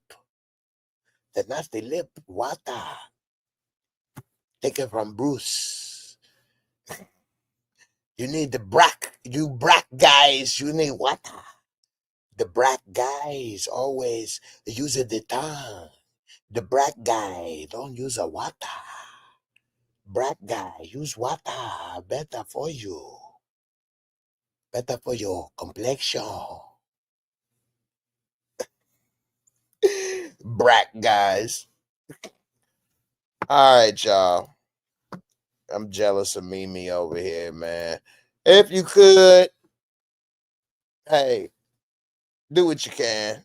I don't even say it no more. Subscribe and like and stuff. People do what they do.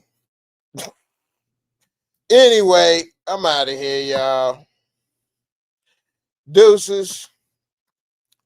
I'm gonna try to go ahead and get a couple clips out on some of the past videos that we done been through lately, and appreciate all the love and support. I'm gonna get these QR codes together. I'm gonna start using more QR codes and sharing them with you guys. I think that's the easy way to, get stuff going. I'll share you this one QR code before I go. It's this app that I use called Fetch Rewards. So I scan my receipts. Everywhere I go, I get my receipts and I scan them because it's a few apps that actually pays you for scanning your receipts. And on the app Fetch Rewards, I already got $80.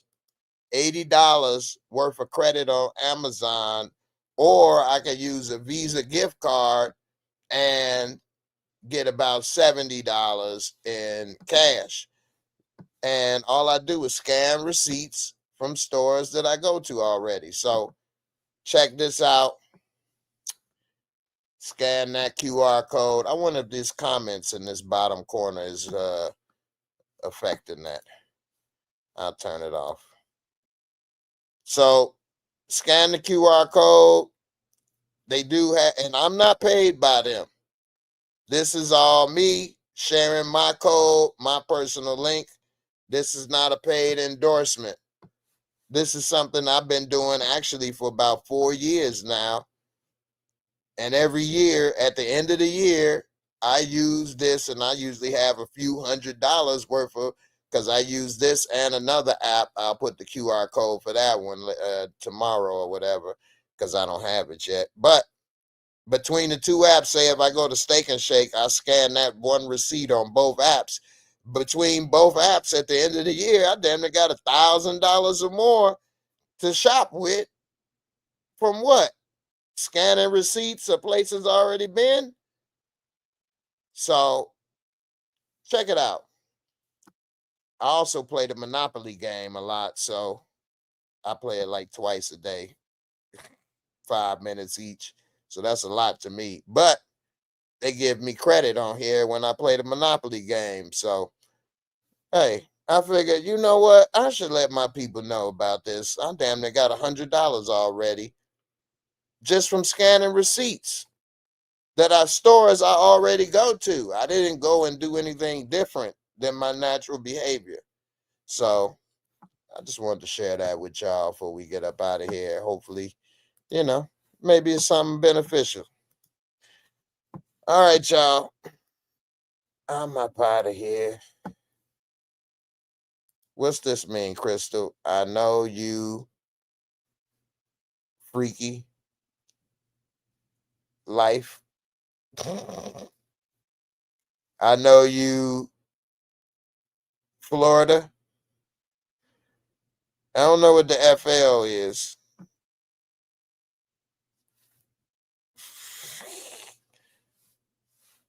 I'm waiting for you to tell me what that is before I go now. What's the FL? For life? I know you for life. I know you freaking lying. Oh. Freaking lying. No. Freaky life. I know you freaky life. I'm still a freak now. I just can't do all the moves I used to. That's all. At the,